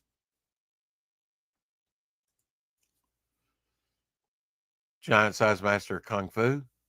The movie of Shang-Chi did not help the character at all. In fact, I think his first appearance took a big drop in price after the movie came out. But I did love these 68-page annuals. Another great Gil Kane cover. Look how much he packs in on a cover. Just wonderful, Gil Kane designing. He was hitting on all cylinders. I think Gil Kane came over, a big Atom artist from DC, among other things. He came over in the Bronze Age to Marvel and did some of the best covers, I think. This one might even be inked by him. He had a very heavy inking style. Probably not. I mean, but in the early 80s, he inked everything. This looks like it was inked by Gil Kane, that he did the pencils and ink. So he would use a flare pen instead of like a nib to ink with. So it had a different look to it. Jungle Action featuring Black Panther. Not sure who did the cover here. I know it could be, let me think, the creator of Dreadlock that we looked at on that Captain America cover. Looking at this a little bit closer, this is another Gil Kane cover. How can I tell? The elbows, the calves, of just the way he drew Black Panther. I was thinking Rich Buckler. Rich Buckler would do some of these, but this is a Gil Kane cover here as well. Again, he can fool you sometimes, but not for long if you know his stuff. 1974, going way back before I even started collecting. I would start collecting a little in 1975. So really this year is 50 years of collecting comics for me, but I would say 76. Really next year is going to be my 50th year when I really got into the kind of collecting stuff. Now, most of that was Avengers, the occasional Spider-Man, the occasional Hulk issue, whatever looked good, whenever I would go where there was comics, I had to pick up a comic. So I'd say really 76, but I did really start getting a few comics in 75. So, 50th year, yeah, maybe not. This is with Ultron there, a little different on the coloring scheme for him with the costume.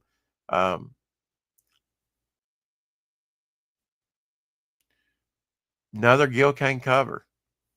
Really depends on who inks it, the way it looks. But yeah, another Gil Kane cover here. 1950, not 1950, issue 150. So kind of an anniversary issue. Great, compelling early appearance of Sunfire, who is a mutant who would be start out with the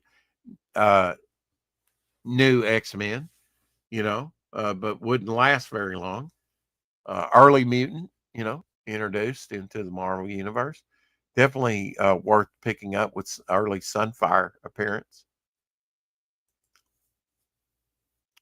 Another Gil Kane cover here. Look at that, man. Put a roller coaster in there and all the principles. I mean, it's just amazing. White background, though, didn't. So everything shows up good. I mean, great, man. Good stuff. Another Gil Kane cover here. Wonderful. Man Wolf, Creatures on the Loose. So you'll want to look it up under the Creatures on the Loose. It had different features. I think some of the Man Wolf and Creatures on the Loose was some of the early stuff done by George Perez, one of my favorite, if not my favorite, comic book artists. The Beast Within. Yes, what a wonderful cover. Something sitting in the back seat of a car that's been used a lot in comics. 1982, another George Perez cover. Speaking of George Perez, Tales of Teen Titans. Sunfire.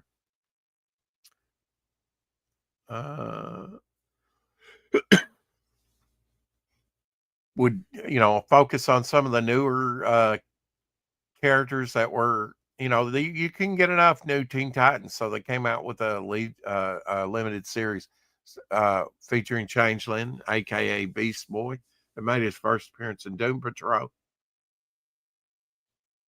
back in the 60s. You got Cyborg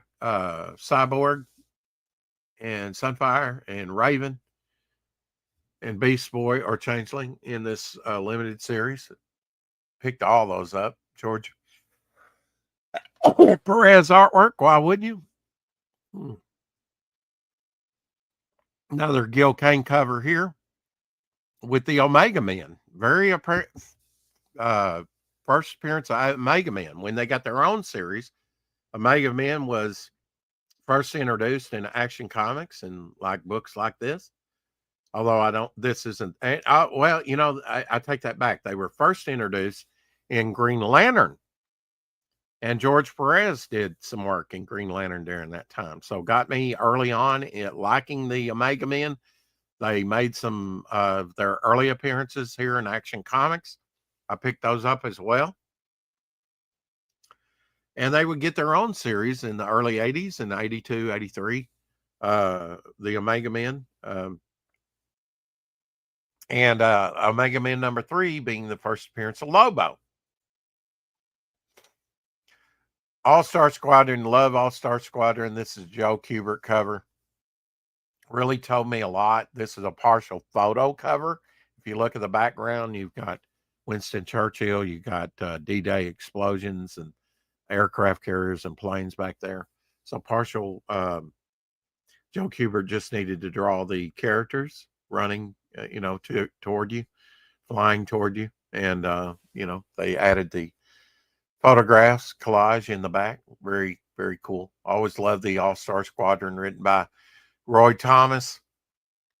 Joe Kubert did some of the early covers.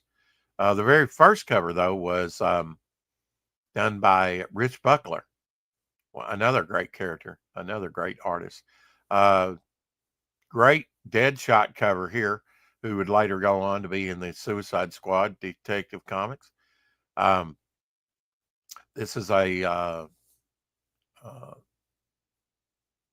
keeping all these names straight is difficult sometimes. This is Jim Aparo. Jim Aparo was brought over to comics by Dick Garagano from Charlton Comics when he became left being editor-in-chief over there because he was editor-in-chief of Charlton's line in the mid-'60s. He didn't like the superhero line, I'm told, that had Blue Beetle, uh, Captain Atom, The Question, other characters like that. He didn't like that line for Charlton Comics for some reason. But he would later go to DC Comics and become the editor-in-chief of for a while, I believe, over there at DC Comics. And he brought Jim Aparo with him. And of course, he did Brave in the Bold when I was reading Brave in the Bold. So many Brave in the Bold's detective issues. Uh, just a tour de force when it came to Batman, being a Batman artist. Jim Aparo will always be, he did a lot of stuff, a lot of different stuff, but always be remembered for his Batman stuff, I'm sure. Again, another Marvel Spotlight, number 8 with Captain Marvel. Never paid these much heed back in the day. This is 1980 we're looking at here. Walt Simonson cover here. You can tell by the signature there off to the left, Battlestar Galactica. Never picked these up, kind of like the Star Wars stuff. I was mainly into superheroes. Didn't pick up war stuff, didn't pick up Western stuff, didn't pick up this sci-fi stuff. Starback's back, but I'll pick them up nowadays. And again, if you look at that cover, skipped another one. There we go. You see the diamond up there, and you'll see Spotty's head in the barcode box. That means it was sold to comic book stores. This is an early direct comic, so I would definitely pick that up over the newsstand. Why? Because it's more limited in run. This has got a blacked out box. Don't know why. Might be, sold to comic book stores. Anything early selling to comic book stores beside, up to 1983, 4, I would say pick up because those are early stuff. The earlier, the better. I think they started in 1977, Star Wars years with the direct stuff. This is a Mike Zack cover. He did do some great covers in Masters of Kung Fu. I just never got any of them. Never really liked the Kung Fu bit, Although he had a long run, so it must have sold fairly well. Marvel Super Action. I started collecting this and probably immediately in 1976. It showed me the early John Buscema and early artist, on Avengers, the reprint stuff. Although I was kind of confused and I didn't enjoy it like the current Avengers stuff. But I did pick up a lot of these Super Actions that reprinted and was learning about the Avengers. 1980 again here. Another great Peter Parker Spectacular Spider-Man cover going up against Cobra. I'm not sure exactly. It looks like Bob McLeod did the inks on this. Oh, Frank Miller. So this is a Frank Miller cover. I could read that. See, I've got good eyesight. Right under the barcode. I've got good eyesight. Of course, it helps to know your signatures too and how people sign something. Here's Bob Layton. He did the inks and the artwork on this. So he did draw. I often saw Bob Layton as an inker, but after that Hercules miniseries and covers like this, I kind of respect him as just an artist, all around artist, he did ink more than he did, get the opportunity, I think, to actually do a full cover like this, but did a lot of the Iron Man stuff. Here you go, Fantastic Four. I was reading it during this time, although I didn't enjoy it as much. Trying to think. I'm thinking this might be an Anderson cover. Brent Anderson. I'm not sure. Defenders. I was reading this during the time I bought this. Was enjoying Defenders at this time. It was kind of like the non-group. 1975, going back there again. There you go. Another great Gil Kane Bronze Age cover. Hey, Crooked Painter. It's good to see you, brother. Great Gil Kane cover there with Man Wolf. Like I said, I usually got Marvel 2-in-1 very early. I mean, one of his first appearances. Werewolf by Night there, a man thing. Werewolf by Night was the first comic in annual. Number 2 was so Werewolf by Night is one of my favorite characters. I've read all the Werewolf by Nights in the Marvel Essentials.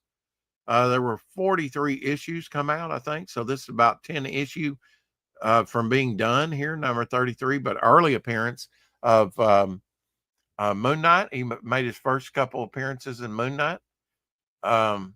And he made some early appearances in Daredevil. I'm sorry, in the Defenders as well. Around issue 50 of the run on Defenders.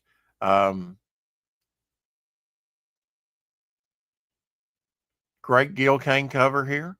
Probably Klaus Janson on the inks here. Looking at it a little bit more closely. A great cover, by the way. I mean, the colors, great Bronze Age, clean, aesthetic. I could look at this cover across the room and tell what's going on. There's a clarity to this that I don't get in modern coloring on covers, which I think muddle up. I wish we would go back to the simplistic covers, coloring on covers. This is a John Romita Sr. Cover, Spidey Super Stories. Only got 1 or 2 of these. This is a great one, though, with the cat. The cat was called Cat before Hellcat. Cat character is not Patsy Walker, the Hellcat. The cat is another character that was in her own little mini series, you could say, or little series that ran 4 issues. I believe John Romita Sr. had something to do with that. Also, the owl here is traditionally a Daredevil villain. Very lame, really, I think. But design and whatnot, character. But the cat, very intriguing character, wasn't around long. Here making an appearance in Electric Company. If you got these are pretty neat books. If you get them in good shape at a good price, I say pick them up. Great Bronze Age stuff, mid 70s book. The cat later became Tigra, which was later an Avenger, which was later a West Coast Avenger, among other things. She was transformed into Tigra, the woman that used to be just the cat. Sergeant Fury and his Howling Commandos. Never really saw a lot of these or on the stands. But yeah, man. Popping covers from the Bronze Age. 1975 again, The Thing versus The Thing. This I must have missed this issue. This is probably before I started collecting in the year. Great cover there, though. Rich Buckler cover and Joe Sennett on the inks. 2 things.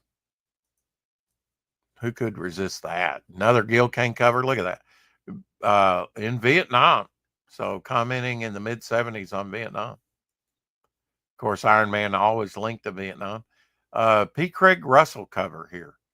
He did a lot of those Kill Ravens in Amazing Adventures.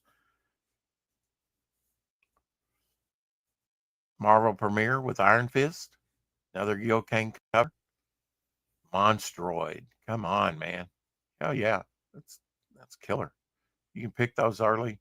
Iron Fist up, I say do it. 1993, yeah, definitely big collector at this time. I did pick this up. This is a Keith Giffen cover, annual, number 2, where Princess Projectra is getting married. All-Star Squadron, love it. Guardian there. Are all these characters from the Golden Age, and this is introducing the Infinity Inc. Infinity Inc. would get their own title, and a young Todd McFarlane, straight out of design school, would be drawing in those early Infinity Inc. It's going good, Cricket Painter, going good.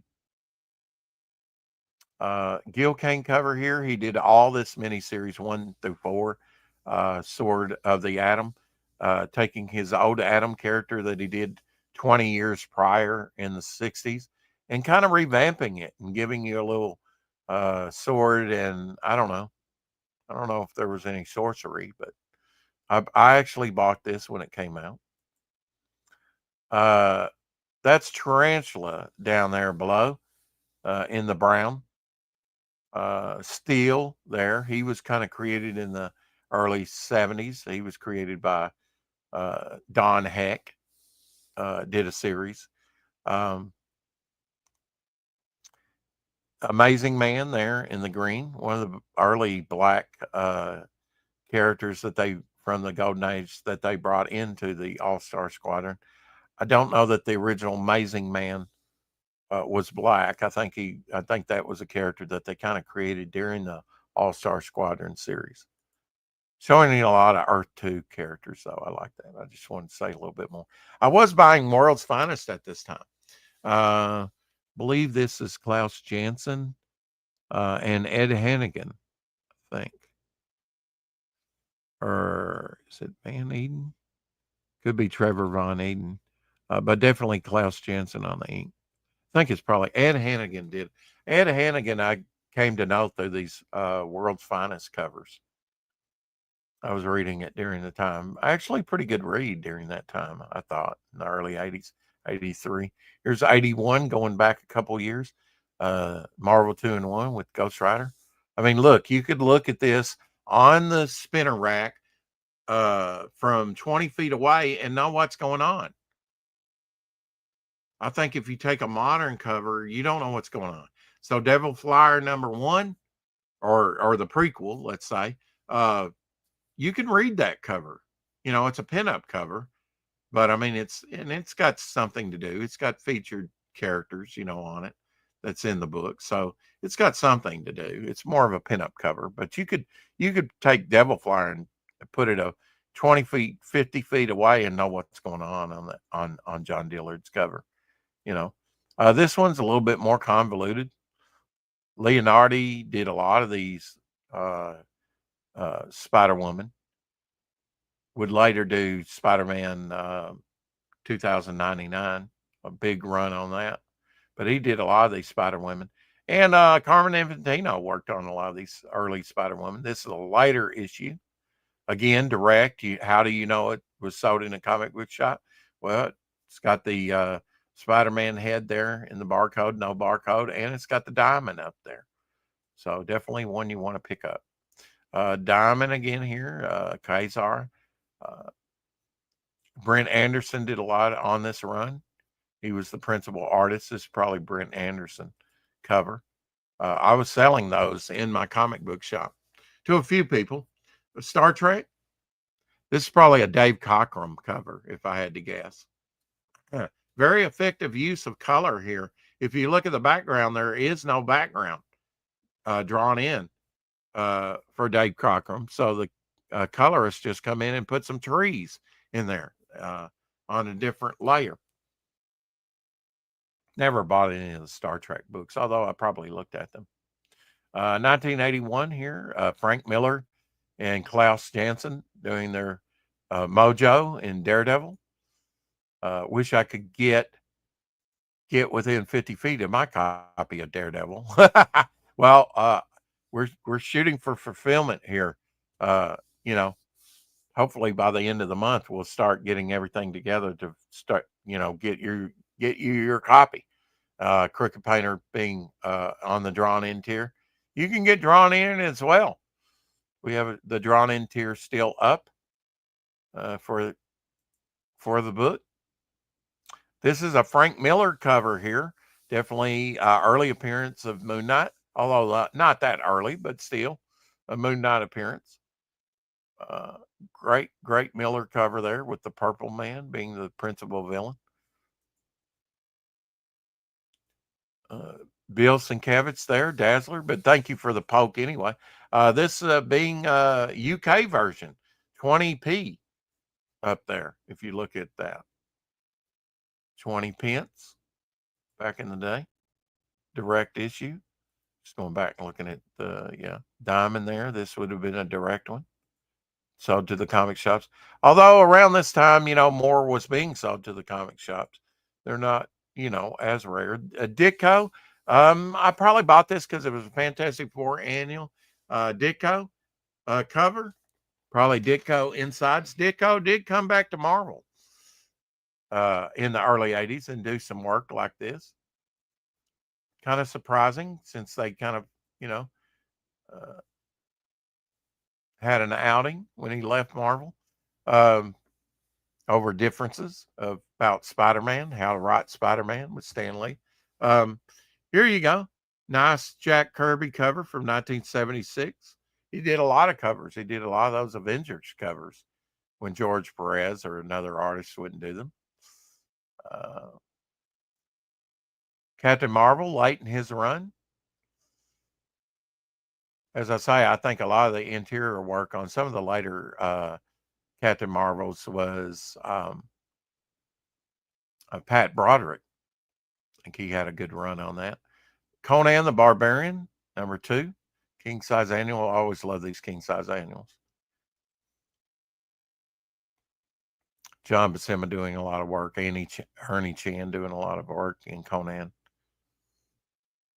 And we skipped one there. We're on Planet of the Apes. I don't remember really seeing Adventures of Planet of the Apes on the stands. If I did, I didn't buy it, which is kind of surprising because I really liked Planet of the Apes. Maybe it was because I missed the first issue. Raoul in the house. Yeah, we're looking to Ditko could take Ditko.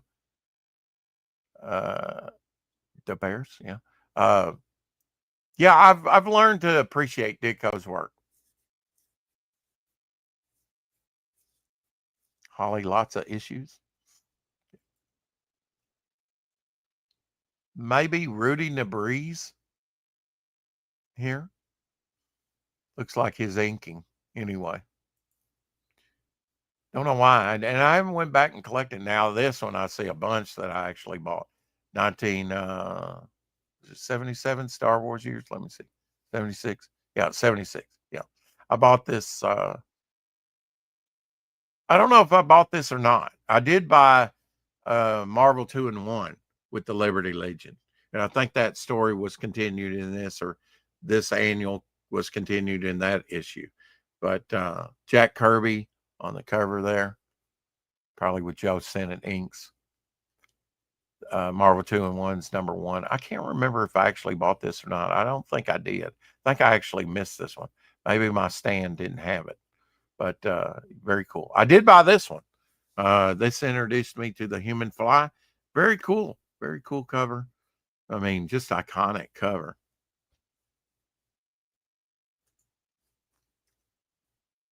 Nice cover here in a Marvel team up. Did not buy this one. Sadly missed that. Did buy this, though. Fantastic Four. I was just getting started collecting.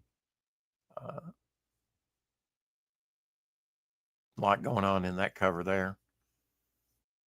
Kirby did some of those Fantastic Four things there. Let's see, what year is this? 82, 1982. G.I. Joe, yeah. G.I. Joe being one of the first. I think G.I. Joe number 1 might have been. I think it was sold on the stands. I don't know that it was direct.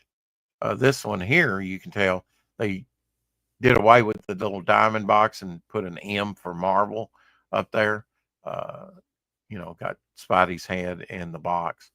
I bought the first couple of G.I. Joes and quickly, just kind of as an investment. Never really became a reader. Here's a Leonardo cover.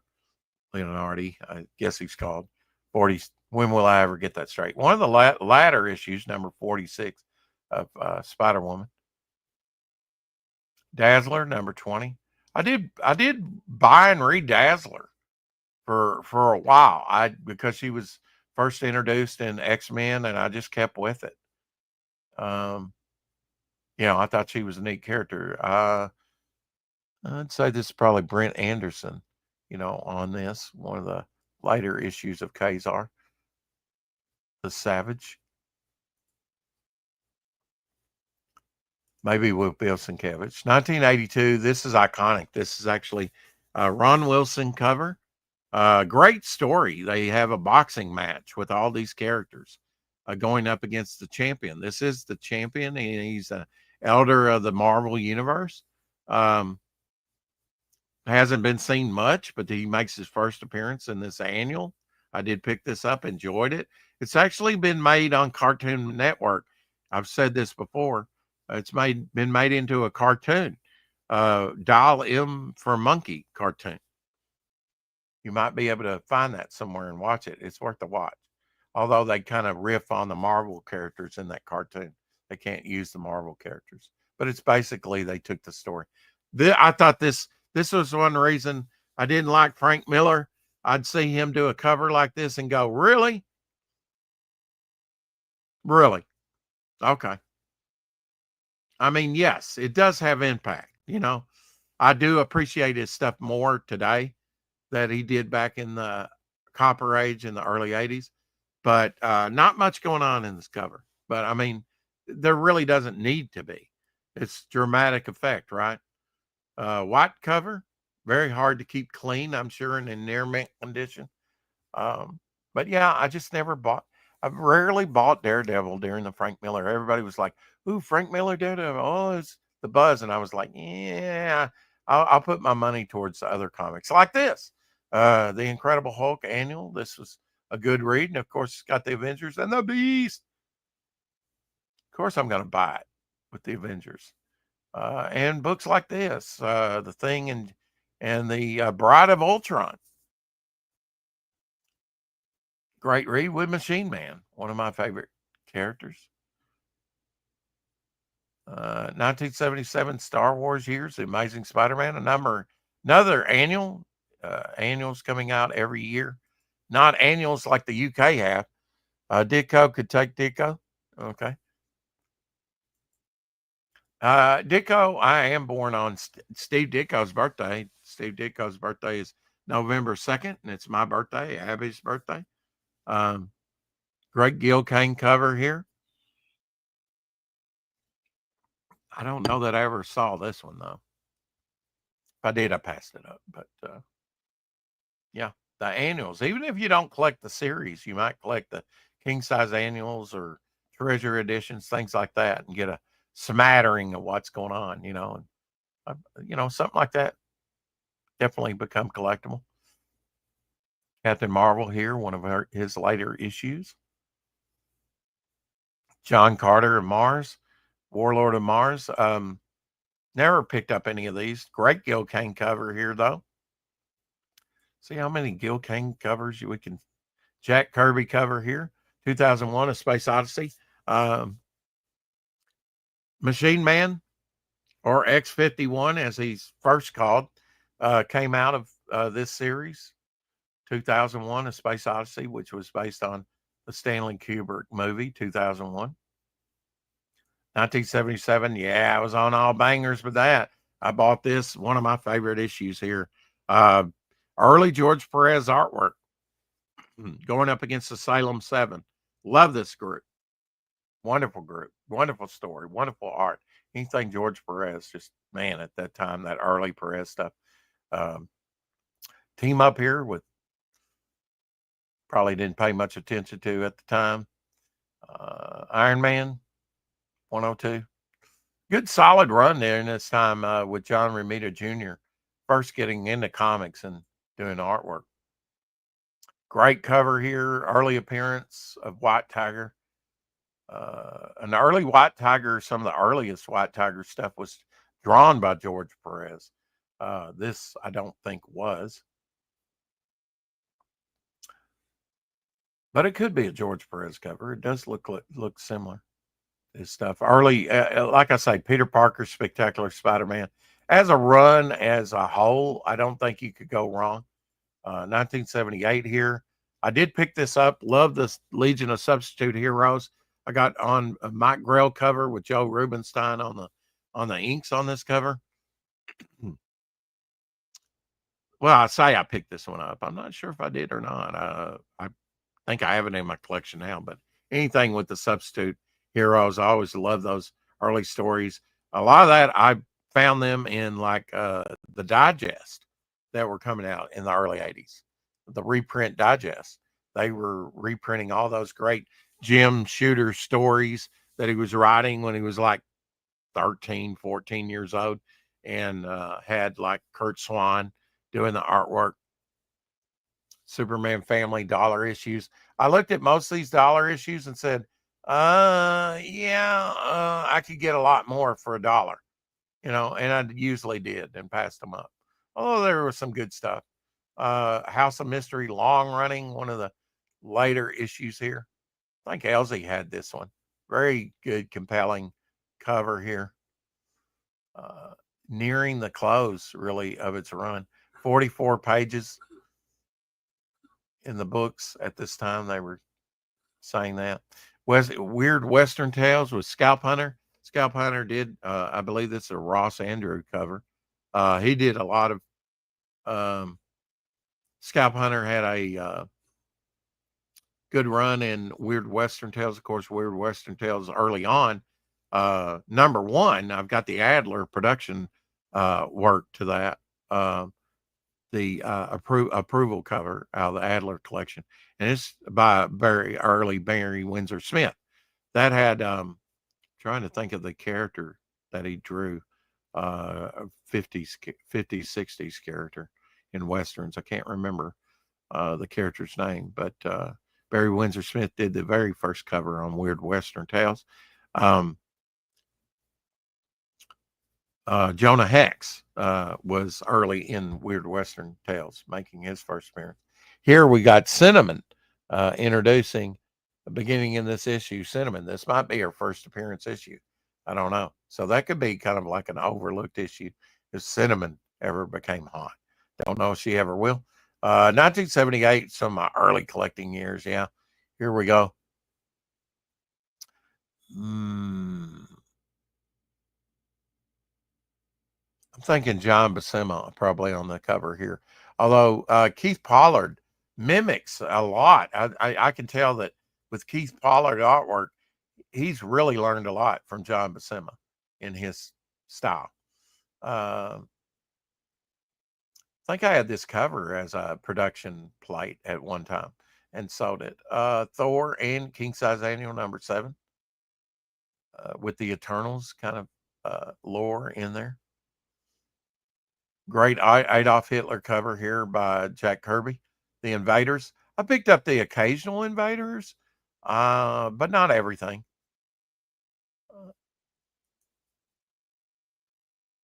Jack Kirby having a run, I believe the first Black Panther run. Jack Kirby did all those. He would later get other runs as well, not done by Kirby, but I enjoy these Jack Kirby run on Black Panther. Of course, Jack Kirby created Black Panther and the Fantastic Four. 1978 here, a lot going on in X-Men. John Byrne and Terry Austin taking over Dave Cockrum's run on the X-Men. A lot going on that cover. Love it. You could probably tell from 20 feet what was going on. Great cover here with the Avengers kind of crossing over into the Incredible Hulk. I always love a Incredible Hulk, especially if it was crossover. By and large, during this time, during the Bronze Age, there were some very good Incredible Hulk stories. This one has always been lame to me. I believe this is a Ross Andrew cover. White Dragon, very obscure character appearing for Amazing Spider-Man. But in Amazing Spider-Man, he often did get obscure characters introduced. The Man Called Nova. Don't think I bought any of these. Had about 25 issue run. This being Carmen Infantino. Again, Carmen Infantino working for Marvel instead of DC Comics. Peter Orchard Comics in the house. Good to see you, Peter. I should say Peter Orchard Studios. Sorry, sir. And Edwin, hello. Wow, we are going late with this one, but we can go late with this one because this is the last day of my free hours. 1979. It's been a while since we've just featured on comics. Here you go. Incredible Hulk. Another Al Milgrom cover. Like I say, he's done a lot of covers, probably more than Gil Kane did. John Buscema on the artwork here for Conan. He was the seminal Conan artist for me. Barry Windsor Smith did a few of the first issues, kind of cemented himself into the Conan lore. Great Conan artist, of course. He would do portfolios and other stuff. But yeah, I mean, the main artist on Conan has to be John Buscema. Then maybe Ernie Chan. Very early graphic magazine, almost like a graphic novel, but it is saddle stitched or stapled, if you will. Warriors of the Shadow Dream, kind of like riffing on the Tolkien type stuff, Lord of the Rings, or maybe the Penn's work, Elf Quest type stuff. Marvel Tales reprint book of the Amazing Spider-Man stories. Great John Romita Sr. cover here with the Spider Buggy, Spider Mobile. And the Jackal, he was the first character that and Hammerhead were early villains. And Ross Andrew doing the interior work on some of those stories when I first started. This being a Gil Kane cover inked by John Romita Sr. You really have to look at the anatomy and how they construct the figures. But yeah, that was always a banger of an Amazing Spider-Man cover. When you had Gil Kane inked by one of the great Marvel artists of all time, John Romita Sr., who took over for Steve Ditko, was the artist who and drew Amazing Spider-Man run for like 3 issues, and then he kind of went to his own style. He tried to mimic Steve Ditko. Yeah, love Barry Windsor Smith artwork, absolutely. I do too. 1979 here, we got X-Men, John Byrne cover. Iconic.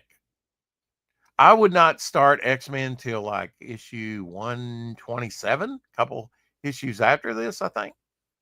So I missed out on this one. I did not see an X-Men book on my newsstands. I just didn't. Not till about 122, and I kind of was looking at them, but I never bought them. I thought they were kind of weird, and then I picked one of the weirdest issues.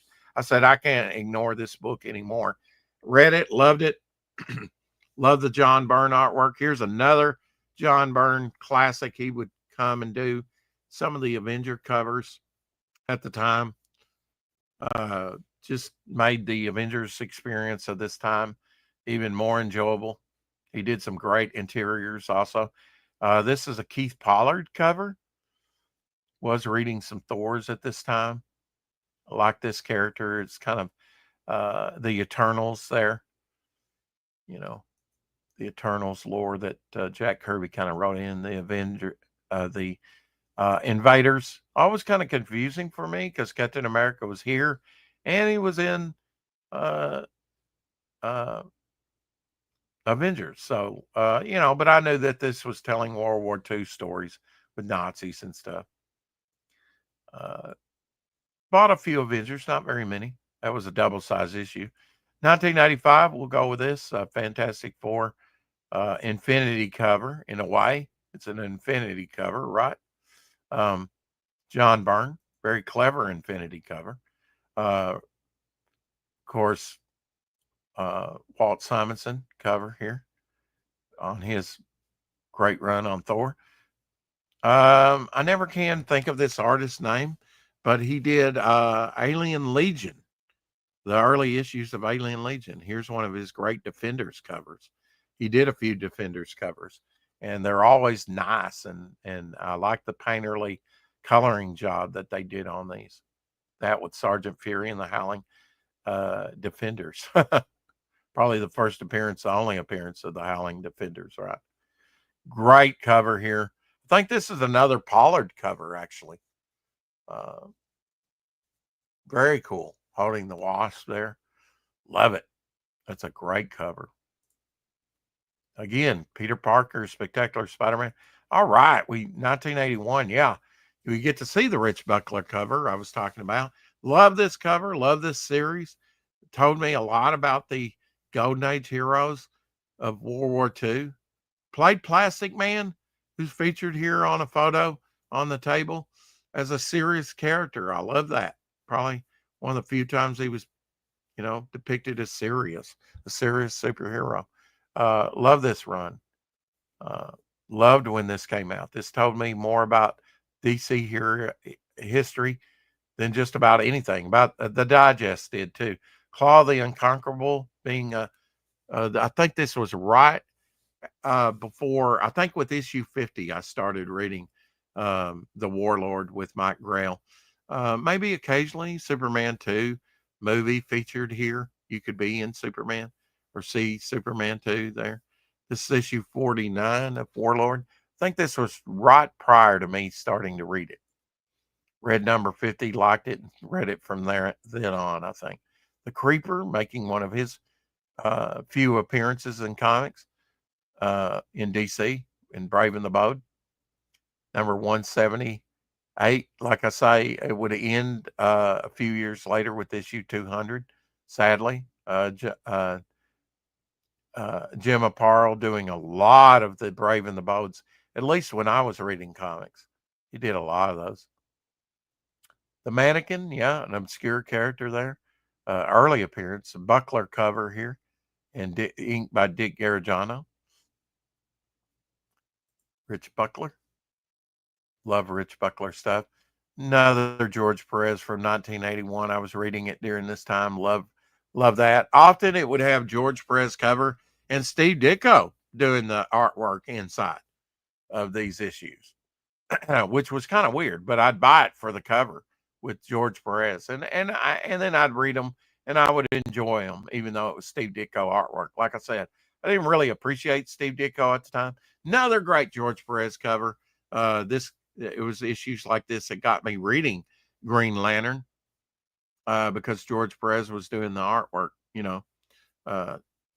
not just the cover. Going up against a great issue here, introduced me to a long running villain that started in the teen issues of Green Lantern, the Tattooed Man. He could touch a tattoo on his body and it would come to life, like this being a pterodactyl going up against Green Lantern. Very effective use of yellow in the background. Of course, Alan Scott's the first Green Lantern ring wouldn't work against the color yellow. So kind of like an homage to that. Good call on the colorist. Another George Perez cover, breakthrough cover. Love that. That would be back then. That would have been put on a separate layer, showing you all the vintage covers in the background. But George Perez cover, missed this one sadly. I think I might have it in my collection now, but it's a great George Perez cover. Again, showing 49. I don't know why they're showing that. Again, I guess same month, same year. All right, we'll do one more. We'll go back to 1975. Another Gil Kane cover here. Lovely king size annual number 1 with the Warriors 3 behind him. Great. Starring Hercules in that. Another Gil Kane cover here. Like I said, he was all on bangers. Gil Kane cover here. Come on, man. I mean, they're all Gil Kane covers. All right, there you go. Like I said, man, just awesome stuff by Gil Kane in the Bronze Age. All right, I'm going to say this. Keep collecting. We'll see you again tomorrow when we actually have to pay for StreamYard.